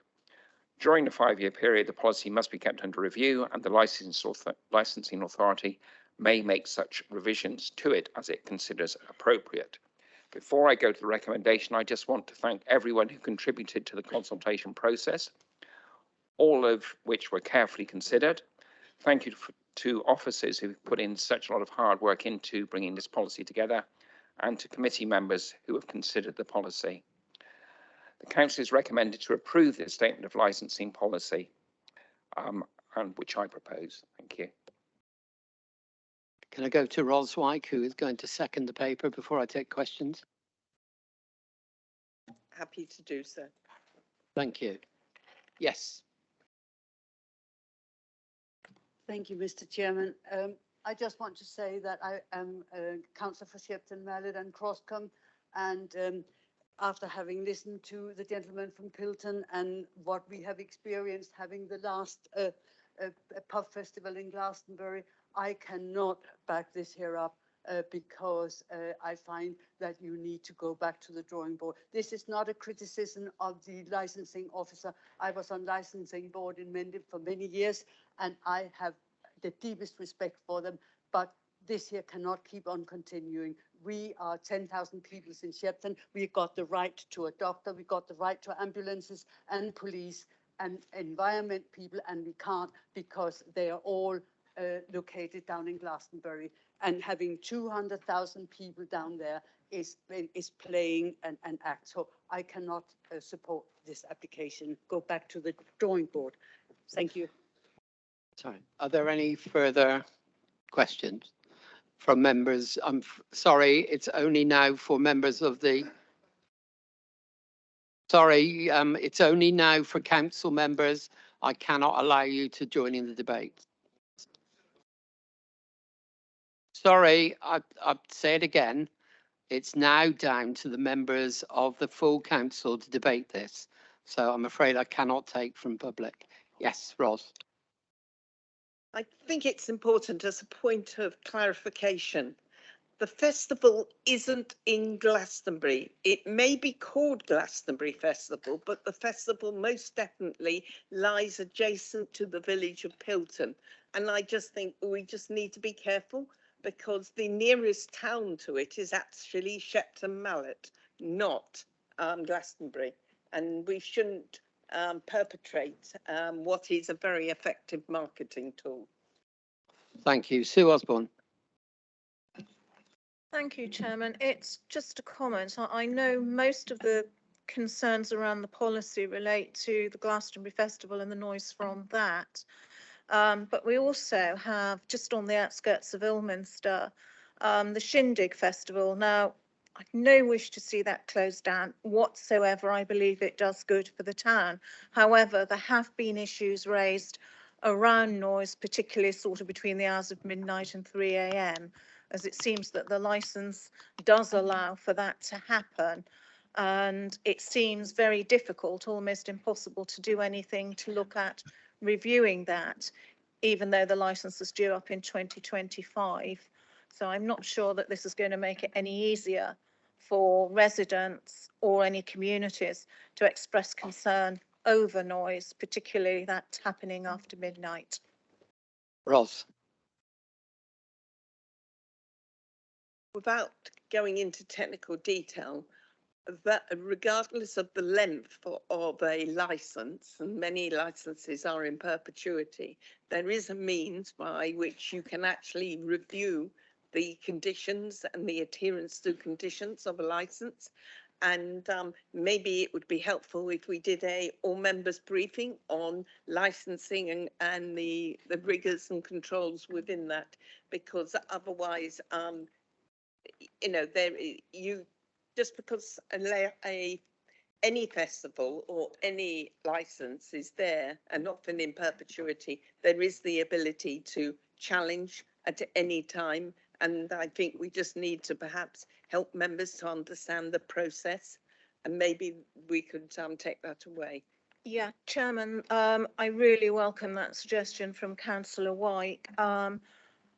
We don't all sit on licensing committees, and I know it's quite technical and quite legal for those of us that are lay people, but nevertheless, when we do have residents come to us, and we certainly have to understand very technical legal processes, that would be something that would be really, really helpful, so as we can perhaps get an amicable resolution without sort of impacting on the good that these events do bring. Thank you. Benty, you wanted to come back in? Yes, thank you, Mr. Chairman. I just want to say that being on licensing under Mendip, I was always told that the only thing that we could charge in Mendip, the event holder, was £30,000 for 10 people working for 10 months on one event. That was all the government would allow us to charge. And that is what has been told me, I've been told for years and years being on licensing. And I would say that if that is correct, that all we get for weeks and weeks of nightmare is £30,000 into the taxpayer, then I'm sorry, then it's not worth it. Mandy. Thank you. So I read the paper and I did note on a lot of the comments that have been made, recommend no change, recommend no change, recommend no change. So firstly, thank you for those that have come along to speak today. I hope that in responding to the questions, they will be reassured. But if they're not, I hope that there can be some sort of ongoing dialogue to just understand those challenges and find out if we can do anything to help our communities. I think it's important that we listen. It's important that we listen to the points that are raised. We can't always solve everything, but there might be some small bits of work that could assist, and I hope that that will go on. Thank you, Chair. Thank you. Unless Simon or Ros wish to add anything. Yes, Simon. Thank you, Chair. In relation to what one member said, unfortunately, we're legally only allowed to charge the cost of any license. It's got to be cost neutral. We're not allowed to make any profit or surplus on them. And I would welcome any members who'd want to attend licensing training or committees, because there has been a bit of a failure of members to attend or contribute to the licensing. Thank you.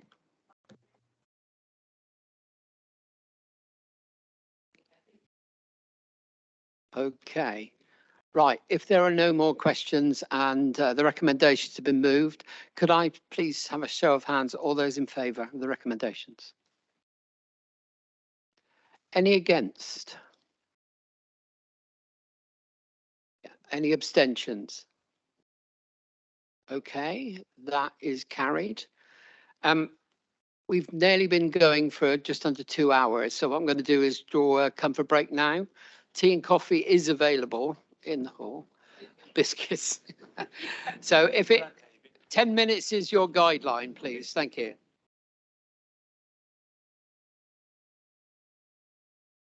From the leader and executive, obviously Bill has left us, so can I just go to Liz for a start, please? Thank you, Chair. I'm sure he's only left us temporarily. This report includes decisions made between the 18th of July and the 15th of September, together with items of business from the executive meetings in August and September. I'm sure if anybody has questions, I will put them to the appropriate lead member if I can't deal with them. And I believe that you will take the questions from members to lead members under this item, Chair. Thank you. Yes, that is correct. So if there's no questions for Liz, then we would move to Annex B, which you all should have. And the first question on Annex B is from Dave Mansell and Gwyl Wren. I don't know which one of you wants to take the yes. Okay. Thank you. Yes, this question is about Section 19 flood investigation reports. With the lead local flood authority having insufficient staff and budget, and following severe floods in Milverton, Queen Camel and other areas in May this year, and in Wellington and West Somerset in September, would it please be confirmed when sufficient resources will be provided to allow the council to start work on important Section 19 flood investigation reports? These reports are vital to target future maintenance and to build a resilient and sustainable network in the face of a changing climate. I would also add that Milverton Parish Council and the ward councillors have been asking for some time about these reports, and it is hoped that we can now have a full and clear response. Thank you. Dixie. Thanks, Councillor Wren and Mansell. So we're very aware of the desire to have Section 19 reports as soon as possible. We're reviewing the budgets across climate and place to seek additional resource to support the growing demand with the flood and coastal team. We're making good progress, but due to the increase in severe weather, we're seeing the need for the statutory Section 19 reports rapidly increasing, and we will keep you posted. Thank you. Thank you very much. And the next question is from Lucy Trimnell on Heritage. Thank you, Chair.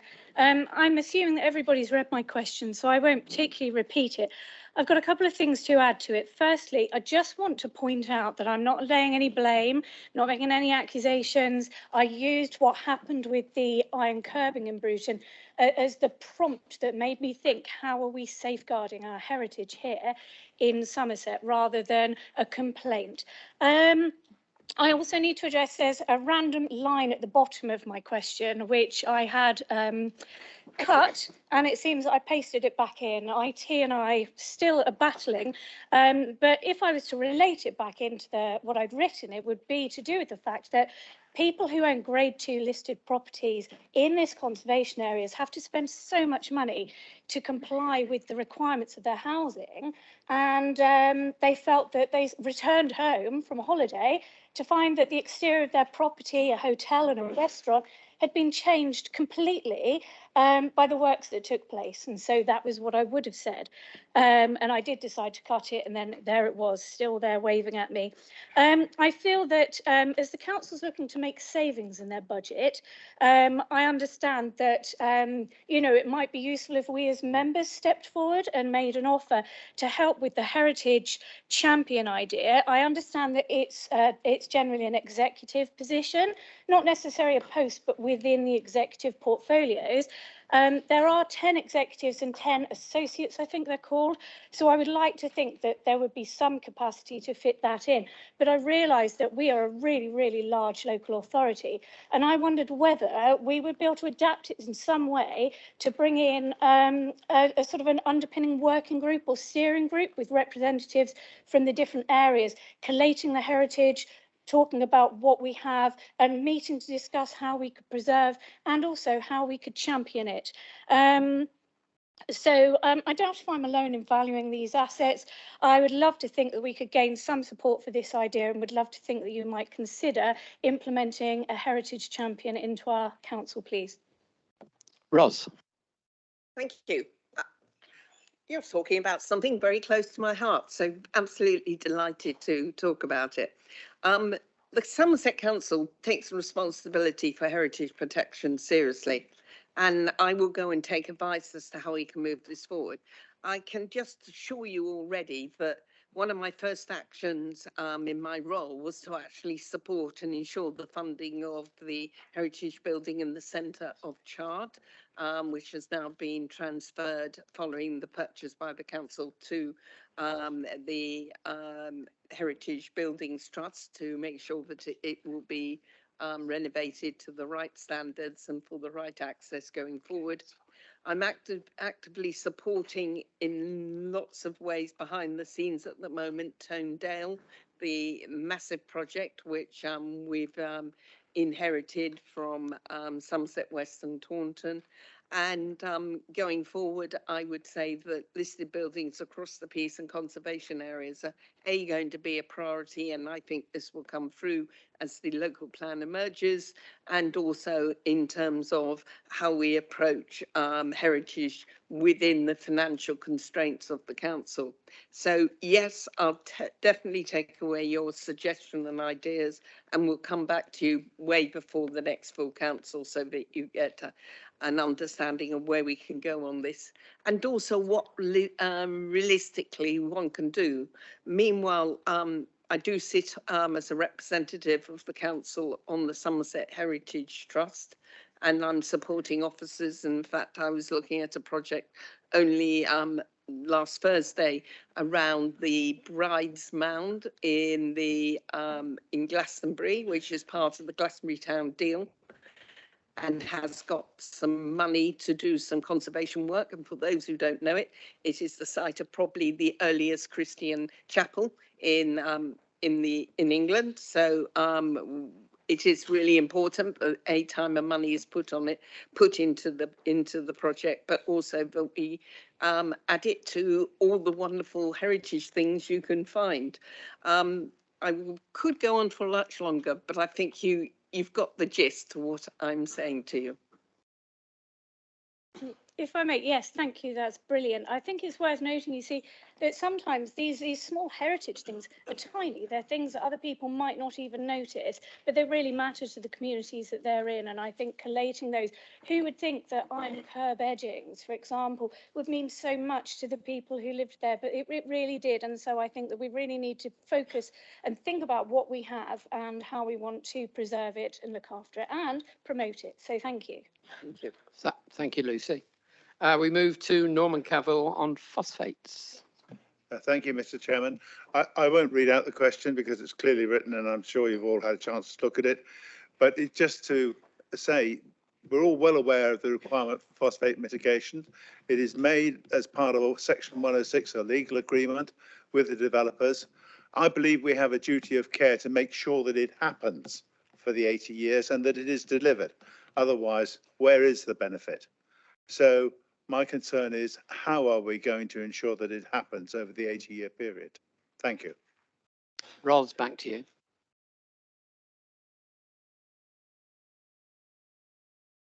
Thank you. Phosphate affected planning applications require mitigation. That's quite clear. And we've been requesting from applicants maintenance and monitoring programs and plans, because you can't make a planning decision with actually understanding what is happening with that specific planning application. And I I can go into some details about this, but whatever happens goes into a 106 agreement, and there is a monitoring fee attached to the 106 agreement. And this will be part of enforcement actions. So generally, the maintenance and monitoring plans include specific provisions such as annual inspections, submission of monitoring reports, and therefore there is a requirement through the Section 106 agreement that we can take enforcement action against those plans if they're not adhered to. Ongoing maintenance and monitoring is also part of the habitats regulation assessment, and this must be completed for all phosphate affected planning applications. And these go to all Natural England, they all go to Natural England, who too have to sign off the agreements so that they can see long-term what the commitments the applicant has made. So there is some assurance that we're not looking just at a short-term planning enforcement, but also a longer-term one with Natural England. Thank you. Right, we move to Sue Osborne, Planning. Thank you, Chairman. Again, you've had my question in front of you, and that relates to concerns about the resourcing of the planning service and also based on conversations with officers. And certainly I know in a conversation with a senior officer back in April, there was 15 contracted officers in Area South, as we now call it, whose contracts were going to come up in September. I understand those have been renewed to December, but it does, and the job evaluation, as you can see, it does cause issues in terms of how effective are we going to be at recruiting and retaining the right numbers of staff. So we don't see a system fail and we don't see applicants getting frustrated and going straight to appeal. It is not without risk on either side for that to happen. And also enforcement, I'm getting more and more groans about people not getting any response from enforcement to their queries and concerns. It might in some instances not seem a very big thing, but to the residents, as Lucy pointed out earlier, it matters a heck of a lot. And those are all things that, again, impact on you as well from a reputational angle. Ros. Thank you for that. The 5 planning teams were brought together, as we know, with vesting day, and work has started to develop a strategic approach to workforce planning.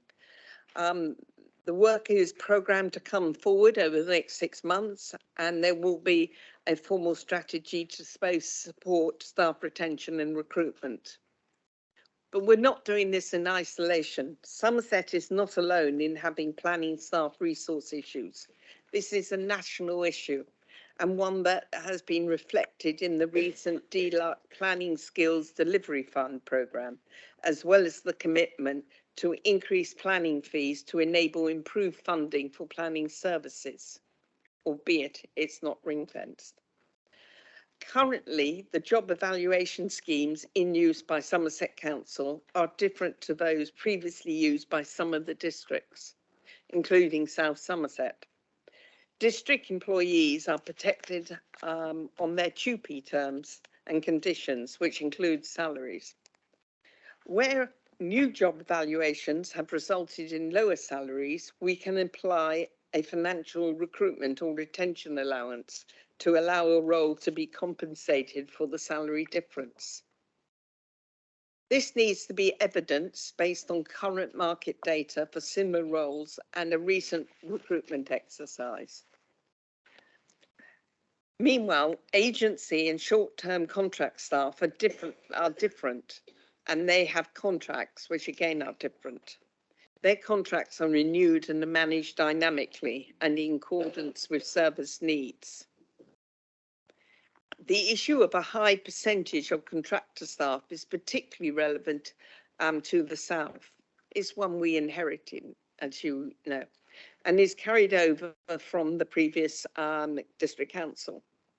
West do have vacancies and contractor presence, but this is of less of an issue for the North and the East. But we need to look at the service in the round. With our investigation and enforcement teams, there is significant demand from the public. We know that we inherited teams from each of the district authorities differently. And I think many of you have either said it to me or have recited the mantra that investigation and enforcement is not a statutory service. But despite that, we are continuing to bring forward, where possible, a framework against which we can do investigations and support the planning service. Current resources have been protected in the latest round of budget reviews, and I can assure you I will question and challenge that we try to ensure we continue to do so. This is an area which has had significant challenges, and going forward, I think we will continue to see them. The very latest announcements around phosphate have not helped the situation. To manage and have oversight of the whole of the service, a head of planning role is being created. The intention is that we can be agile then in our response. For instance, when we have staff sickness and in ways of working. This is coupled with a formal performance monitoring reported to the Strategic Planning Committee. That is a public committee which you can all see the quarterly performance reporting. And we will gather further evidence and try to understand the needs of the service, the quality of the outcomes, and these are very clearly defined in the statistics we present to central government on a quarterly basis. And more to the point, we need to make sure that we have a customer-centric approach in trying to move the service forward. This is a significant service of the council. It's very public facing. It is really significant to the neighbour next door who is seeing a small extension, to a community who is seeing a significant housing application. We need to get it right, and we need to have the professional staff to make sure that the service we provide is appropriate, is responsive, and can actually make sure that we get it right in planning terms, as well as listening to the communities. Going forward, planning is also going to be challenged. As we know, we haven't only, and I say only very carefully, because we have until 2028, April, to actually produce a new local plan. And we've just got to make sure that plan is responsive to the whole of the geographic county, and also to the quite varied communities. So yes, you're absolutely right to be concerned and worried about the retention and the recruitment of staff. It's going to be a challenge, along with just about every other authority in the country. But what we can do is actually have a working environment, and we can have a progress in terms of the number of challenges we've got. And so people will hope and seek to join us. And I'm delighted to say we've just recently successfully recruited 2 young graduates to the planning service. And they will be actively involved in the first part of the local plan. So all in all, I thank you for your questions. I can't give you any great assurance or great promise that we'll be 100% staffed with permanent staff. I wish that I would be so. But what we can do is try and make sure that we give as much support to the current staff. We make sure it's a good quality environment for people to work in, and hopefully we'll then be able to both retain and recruit further staff. Thank you, Ros. Do you want to come back to, or was that? I think it's reassuring to know that we are going to have a head of service, so that, which again will provide oversight and leadership. I know it's not an easy question, and I appreciate that the lead member fully shares my concerns, and will in effect fight the corner to ensure that the planning service does get the resources it needs to do the job it has to do for this county. Thank you. Right, we now move to David Fothergill, a question on adult social care. Thank you very much indeed. And this arises from a separate briefing that I had in a different life and I think it's a really important topic. So I have spoken with the executive member and also the head of service to highlight that I will be asking the question. I'd like to read the question in full, if I may, because I think it does deserve a full and comprehensive answer. So there is growing anecdotal evidence of modern slavery issues relating to the recruitment, the contracting, and the employment of overseas care workers. These issues raise serious concerns both for the welfare of those individuals brought to the UK and also with regards to the quality of safeguarding checks. Please can the executive member of Adult Social Care advise of the number of overseas care workers who have been recruited into Somerset Care Homes and separately into Somerset Domiciliary Care, which agencies have been used by care and domiciliary care providers, and what local authority checks are in place to ensure that providers and their agencies are using appropriate procedures. Somerset has a responsibility for those employed in our county and also those receiving services in our county. And therefore, if the information is not readily available, I'd like to know what steps are being put in place to improve levels of safeguarding for all those concerned and when these will be introduced.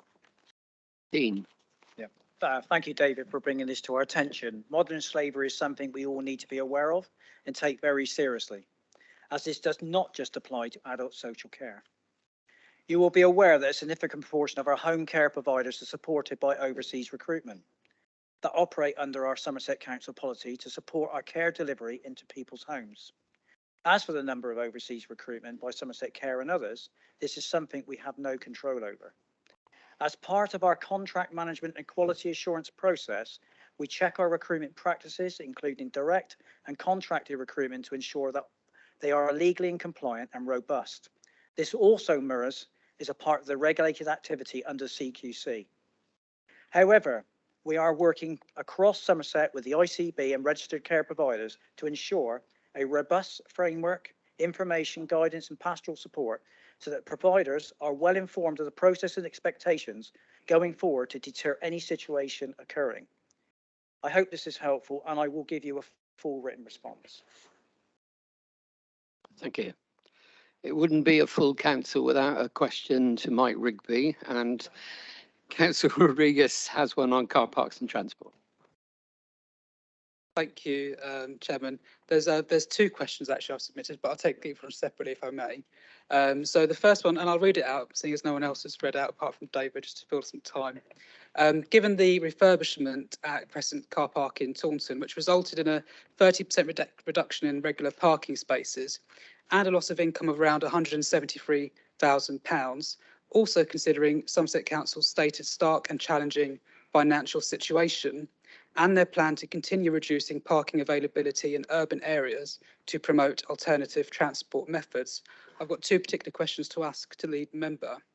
Firstly, does he believe that reducing the income from Crescent Car Park by £173,000 approximately was a prudent financial decision, given the council's financial challenges?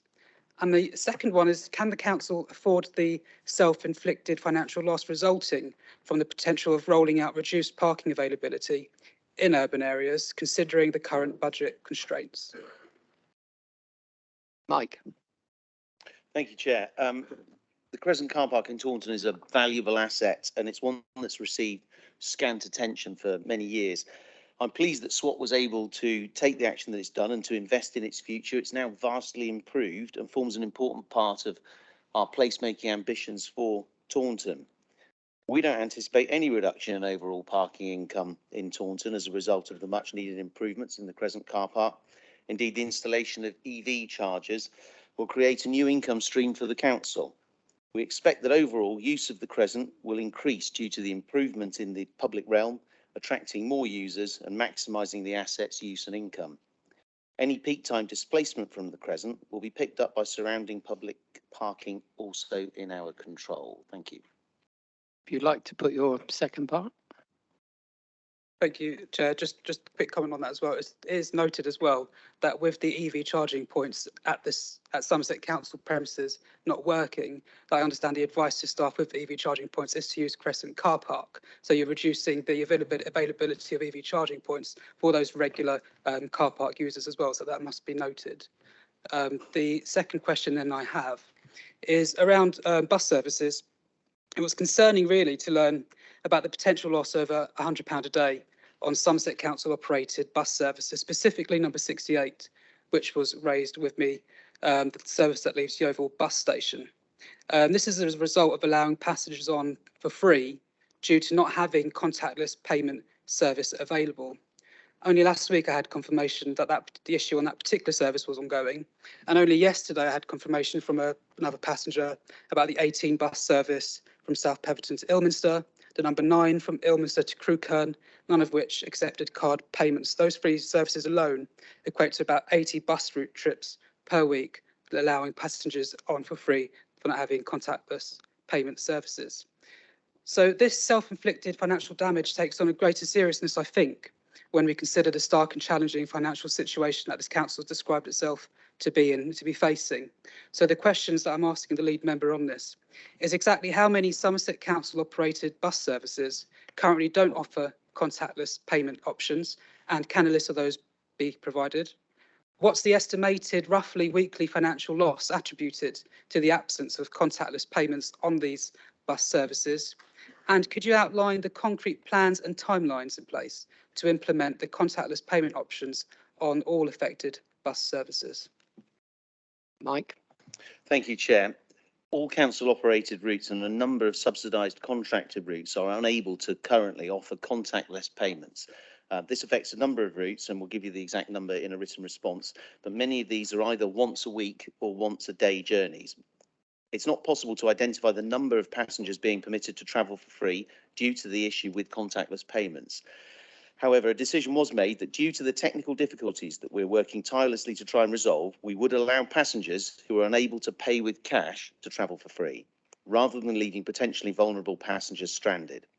Passengers are advised that they can travel for free on this occasion, but need to ensure that they bring cash payment for their next journey. Many of the passengers travelling on the routes identified will be concessionary pass holders and therefore travelling for free in any case. These journeys will all be recorded. Officers have been trying to resolve this issue for quite some time, which has proven extremely challenging. We are restricted to using one payment provider for this purpose and have encountered numerous barriers that we've had to overcome due to the number of parties involved in the transactions. We're now at a stage where the payment provider and ticket machine provider have finally reached agreement, with Smart Application Management, a company called SAM, acting as the managing agent for the agreement. We're still awaiting final confirmation of when the contactless payments can go live and continue to chase this on a daily basis. Thank you. Thank you. Right, yes, we've got John Hunt. Thank you, Chair. Am I allowed to ask a question as well? I appreciate Yeah, people yes, Thank you. It's just purely on the basis of Councillor Rodriguez's question just now. Both of them, in fact, relate to two questions I wanted to ask but hadn't written in. Firstly, on the buses, I've been trying to, as Mike will know, trying to get this credit card or the card receiving gear inserted in the buses for probably over a year now, I suspect. And each time I get the same or a very similar reply. I do understand the issues involved, but if I could sort of second what Councillor Rodriguez said, if you like, and just ask Mike if you could, with your department there, get that hurried along if we can. I'm getting a lot of people. We have the number 3 service in Taunton, which is a council-run service, and that I'm getting a lot of complaints from people saying they can't get on because they can't pay cash. The odd one or two are let on, but there are clearly some who are not physically using it because they just don't know where to get cash from. I mean, I think they can make a little bit more effort if I'm honest, but that's not happening. And on the Crescent car park, just a comment I would like to make and a request, if I may. I think you can tell me if I'm wrong, Mike, but there's 19 electric charging bays there. And the only time I've ever seen all of those bays used was when nobody really understood the situation. And I think it might have been one of the shows in the park or something that it was that evening, it was the first time it was used. And the bays were full then, and I think several of the people were told they couldn't be there because they weren't actually charging. The most I've ever seen is 7 in one go. I'm in the town a lot. And I just wonder whether we are taking away two things where a problem is. We're not gaining the parking fee for those cars that come in. I've done it many times, I'm sure you have, and not found somewhere to park. A lot of people can't be bothered and they will just drive away. So it's affecting our retailers, which is obviously important, and it's also affecting the council's income from that. And I just wonder whether there might be an idea to say, all right, we've got 19, it's great. I love the car park, I have to say, it's really well done. But maybe we could shut off and we'll perhaps leave open 8 of them or something like that, cover the others. And as we get an increased demand for the electric charging there, we then uncover those which are covered. So in other words, we could then use perhaps an additional 10 spaces. I don't know how much revenue that is, but I imagine 10 spaces every day is a considerable amount of money. So just a suggestion, perhaps rather than a question. Thank you, Chair. Mike, did you want to make a comment? I'll respond really briefly on that. I hear what you say about the contactless machines. We did think that we'd cracked it earlier this year, but then ran a trial and it didn't work as it should have done. It's not the technical aspect of it that's particularly difficult. It's the relationship between all the various payment providers, making sure that they work together. As I said, we can only use one. So it's not a question of us being able to move on and say, well, we'll find a different provider. We're obliged to work with this one provider, and we have to make sure that all the parts of the system work, and they haven't done so far. It does look like we've overcome that final hurdle in the last couple of weeks, and I hope to have some good news for you on that in the near future. With regard to electric cars, it's chicken and egg, isn't it? I mean, we are constantly told, well, you know, electric cars can't possibly bring them in by 2030 because the charging infrastructure isn't available. So then you don't bring the charging infrastructure available and you end up with a self-fulfilling prophecy. So, you know, we've taken on board what was then government policy, I don't think it is anymore, to try and accelerate the use of electric vehicles and to put in a good number of bays. I've seen, I think 10 is probably the most I've seen in there, but it's often fewer than that. But I think it sends out the wrong message to install this equipment, and let's not forget that they are largely fast chargers as well, of a type that there aren't too many of in the Greater Taunton area for the public. And I think it would send out an unfortunate message, even though perhaps the move towards electric vehicles isn't seen in all quarters as quite such an urgent issue as it was. It would be unfortunate, I think, to give the message that, no, we're not going to do that. We put the infrastructure in. We'll review it. And, you know, we'll always, we're reasonable people. We'll always respond to circumstances. And, you know, and if in some period of time, a year's time, they're still not being used, we'll have another think about that. But I think having put them in place, the right thing to do is to encourage people to be able to use them and to accelerate the move towards that technology. Thank you. Ross, is this on that subject? It is, absolutely. I wanted to give some anecdotal evidence. I mean, when I'm in the office, my office is based in Brendan House, which looks right out over the Crescent car park. And I think the car park looks absolutely fantastic, particularly when you look at it from high. It's been underinvested for many, many years for previous administrations. There were lots of potholes, there were lots of tree trunks getting in the way. It looks really, really fab now. And yeah, the spaces, the EV space charging points are not used to capacity at the moment, but there are always people all day long. I look at different times of the day when I look out the window there to see that people are charging there at various different times. It's never empty. There's always several people doing that. And I think, you know, and I hear people raising questions and complaints about the Crescent car park, but I have to say, and I do regularly check this, I know how sad that is, to be doing something else.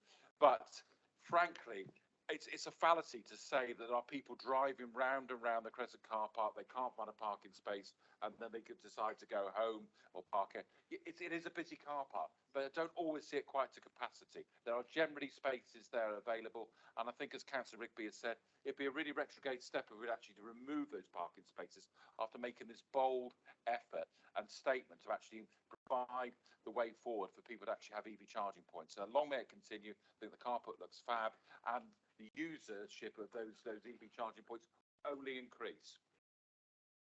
David, did you want to? I just want to raise a point of order. I think this is questions to the executive member. Yeah. I think they were very valid questions. I think we just need to focus on Mike Rigby giving responses, which I think were very good responses, and I thank him for those.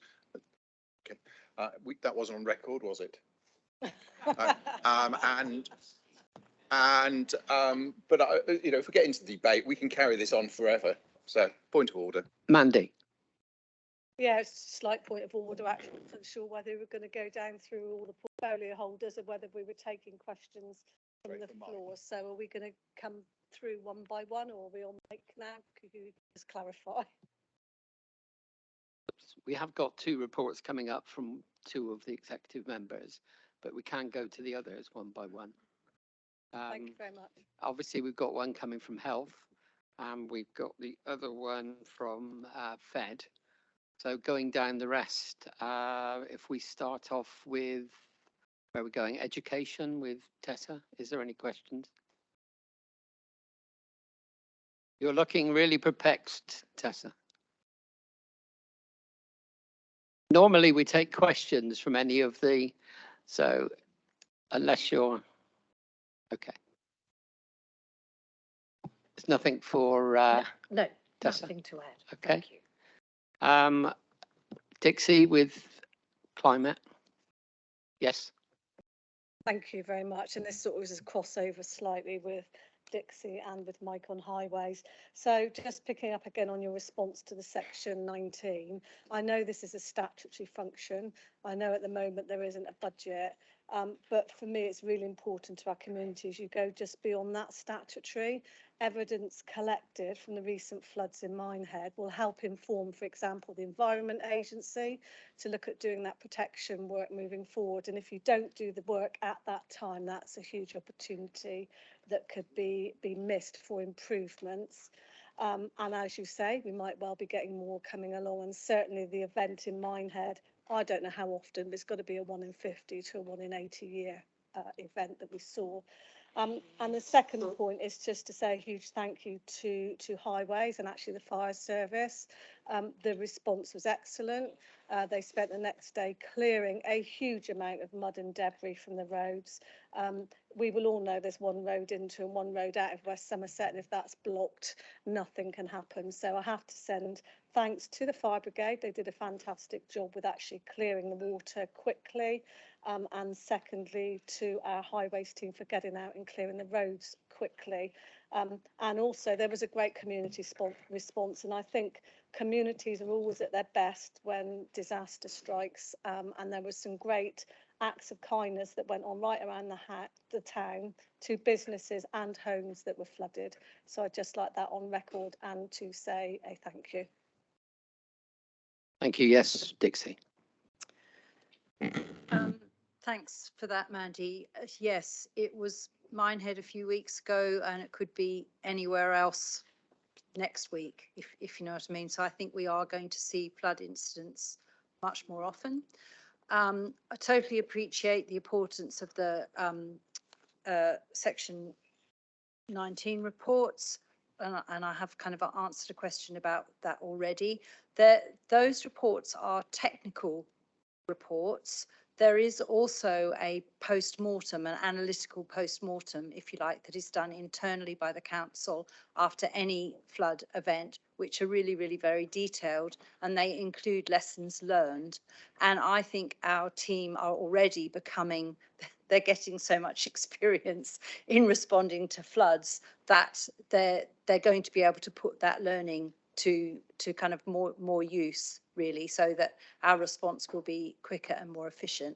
I think your point about the community response and people pulling together is a really important one. And I think all of us in this room as councillors are going to have to take on a new responsibility around flood impact in our communities, encouraging our parish and town councils to produce an emergency plan, finding support for that, flood wardens in your community. If you live on high land, that doesn't mean that you're not going to be affected by surface water flooding. So it's a new challenge for us all. I think, you know, lots of learning for all of us. And I'm pleased that in general, there was a kind of a positive experience in terms of the response. And I know that the Section 19 reports are really important. Thank you. Thank you. I think the only member that we haven't had questions for is Theo on transformation and human resources. Is there anything for Theo? No? Okay, what I'd like to do now is obviously the report that we had is for noting at the beginning. I'd like to move on to item 10, which is the report of the lead member for communities, housing and culture, which is Federica. Thank you, Chair. I have great pleasure in presenting the annual report to You can see from the report, the community's portfolio is a huge and broad range of services that we provide to our residents across Somerset, whether that's our culture provision and our sports and leisure provision, to the customer service that everyone interacts with, whether that's through our customer access points or our service points, all the way through to phoning us and using the website. We then do all the regulatory and operational services within the community portfolio, and then our housing provision, all on a modest budget of £35 million. You will see over in the report just how hard the team have worked over the past year, pulling together a lot of district services, and there is more work of that to continue as we work through the time moving forward. In relation to housing, I wanted to draw attention to people that we've got a home finder briefing that's taking place tomorrow. I know lots of you get lots of questions in relation to how home finder works. You will see that our figures are, I think, just near 11,000 people that are currently now needing or wanting our support or access to social housing. Due to the cost of living crisis, the national picture in relation to rising rents and inflation, that is having a direct impact on our residents, and that number is ever growing. And I know that you all get queries on that, so I would recommend that either you attend or that you watch a recording. If there are any questions on anything, do ask. Open for questions. Anybody wish to add any questions? If not, you're asked to note the report, and thank you very much, Fed. Moving on to item 11, which is the lead member for Public Health, Qualities and Diversities, Adam. Thanks very much, Mike. So this report details the work of the public health team from May into August this year. It does not capture all the work of the team, but focuses on the 4 determinants of public health: health improvement, health protection, wider determinants of health, NHS population health. Recognising the significant budgetary pressures on public health grant and the need to work differently post-COVID, the team have recognised how they work this year and will be seeking to use their specialist skills to support the Somerset system to build health improvements and tackle inequalities into all we do. This needs to be essential to Somerset Council and the Integrated Care Board. To drive this new target operating model for public health, our Director of Public Health, Professor Trudy Grant, has now taken up a joint role with the Integrated Health Board as an Exec Director for Public and Population Health for the whole system. This is a great step forward and a unique role which is being observed regionally and nationally as an example of good practice that could be replicated in other areas in the future. Lou Warway is now the Service Director for Public Health and leads the team, and there are discussions underway about the possibility of future joint public health posts in the future. The team have made some fantastic achievements this year that could be highlighted, but one of the particular to note is the work done jointly by the team and the NHS colleagues on the health of our homeless population. The Inclusive Health Service won the Health Qualities category for the NHS Parliamentary Awards in July. This was followed up with a visit from the National Director of Health Inequalities, where she visited the Oval to witness for herself the fantastic work being done. The report covers some of the breadth of the excellent work of the team aiming to improve and protect the health of residents in Somerset.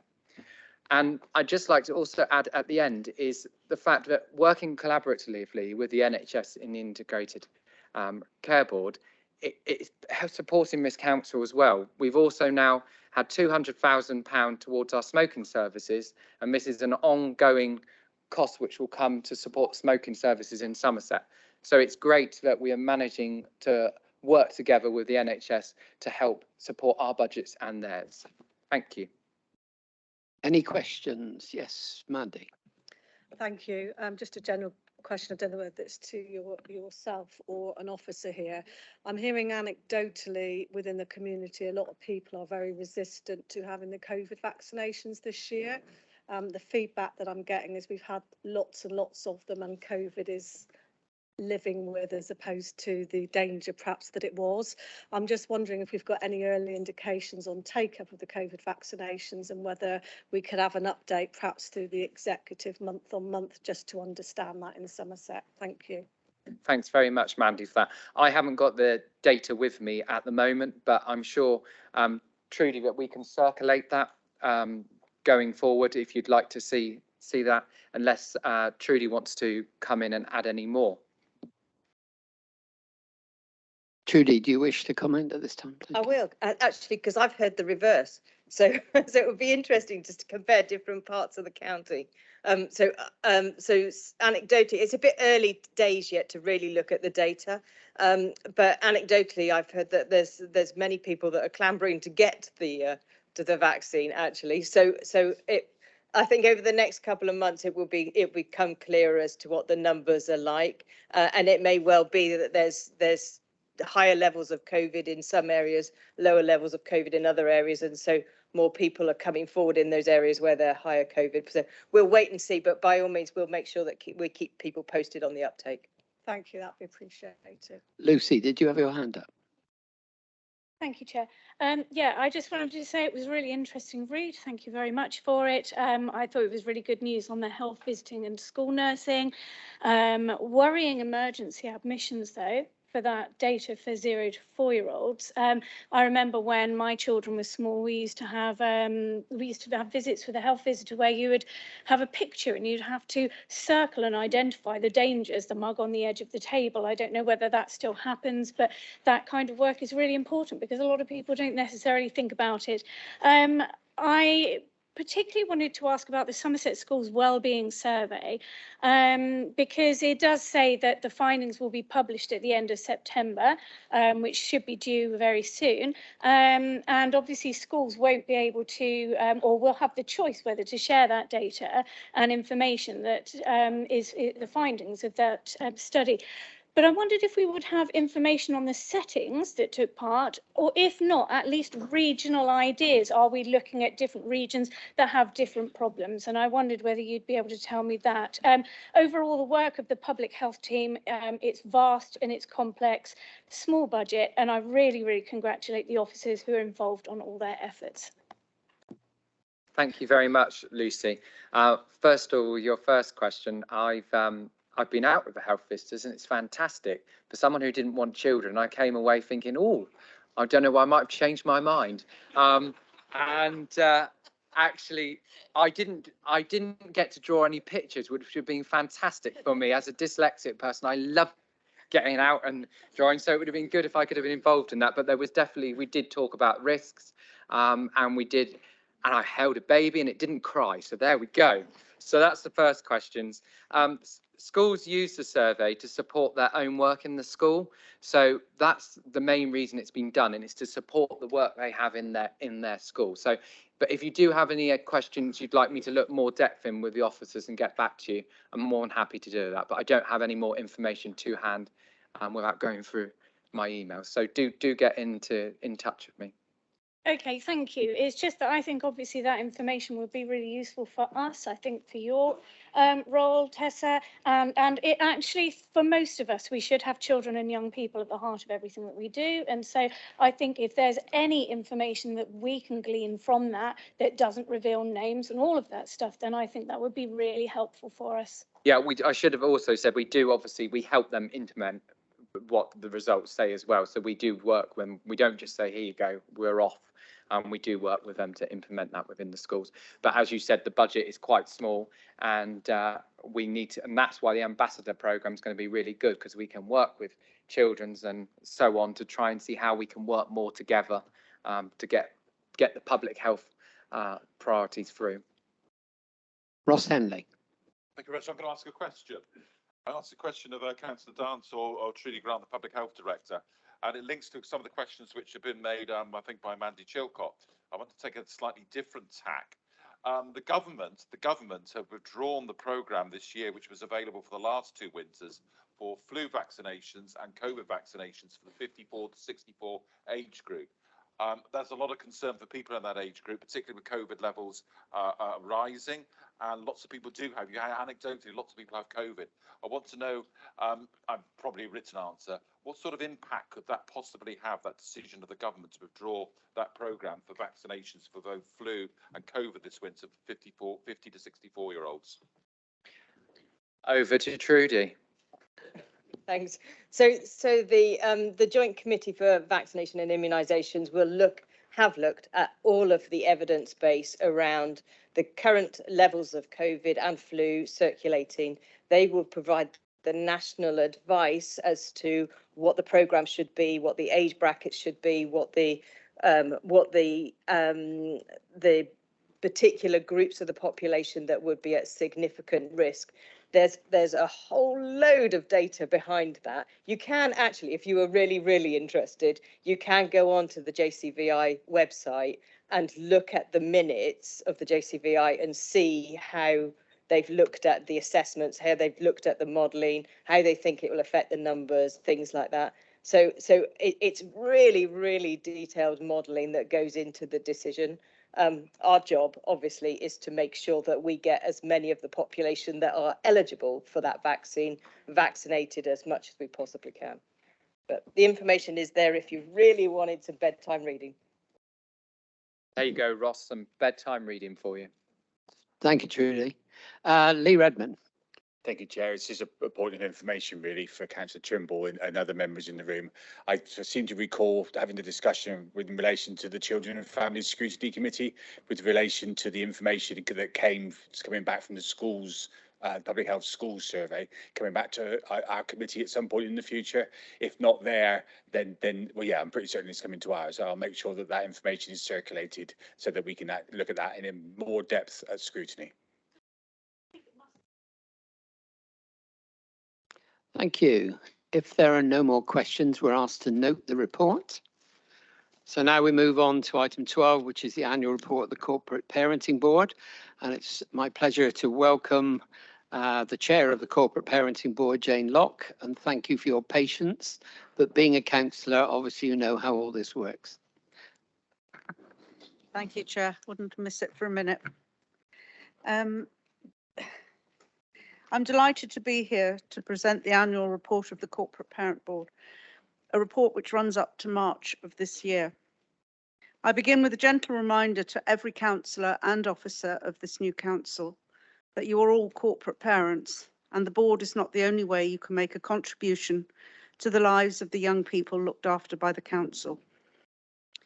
In the year, we met quarterly and took reports from our 4 subgroups and others, monitoring and noting progress on the lives of the nearly 600 children looked after at any one time.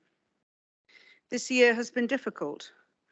The report covers staff in children's social care and its partners operating in a changing climate of local government and local health reorganisation, a change in political administration and a funding crisis that will seemingly never end, while at the same time undergoing a month-long Ofsted inspection, a peer challenge with Gloucestershire, and national and local safeguarding reviews.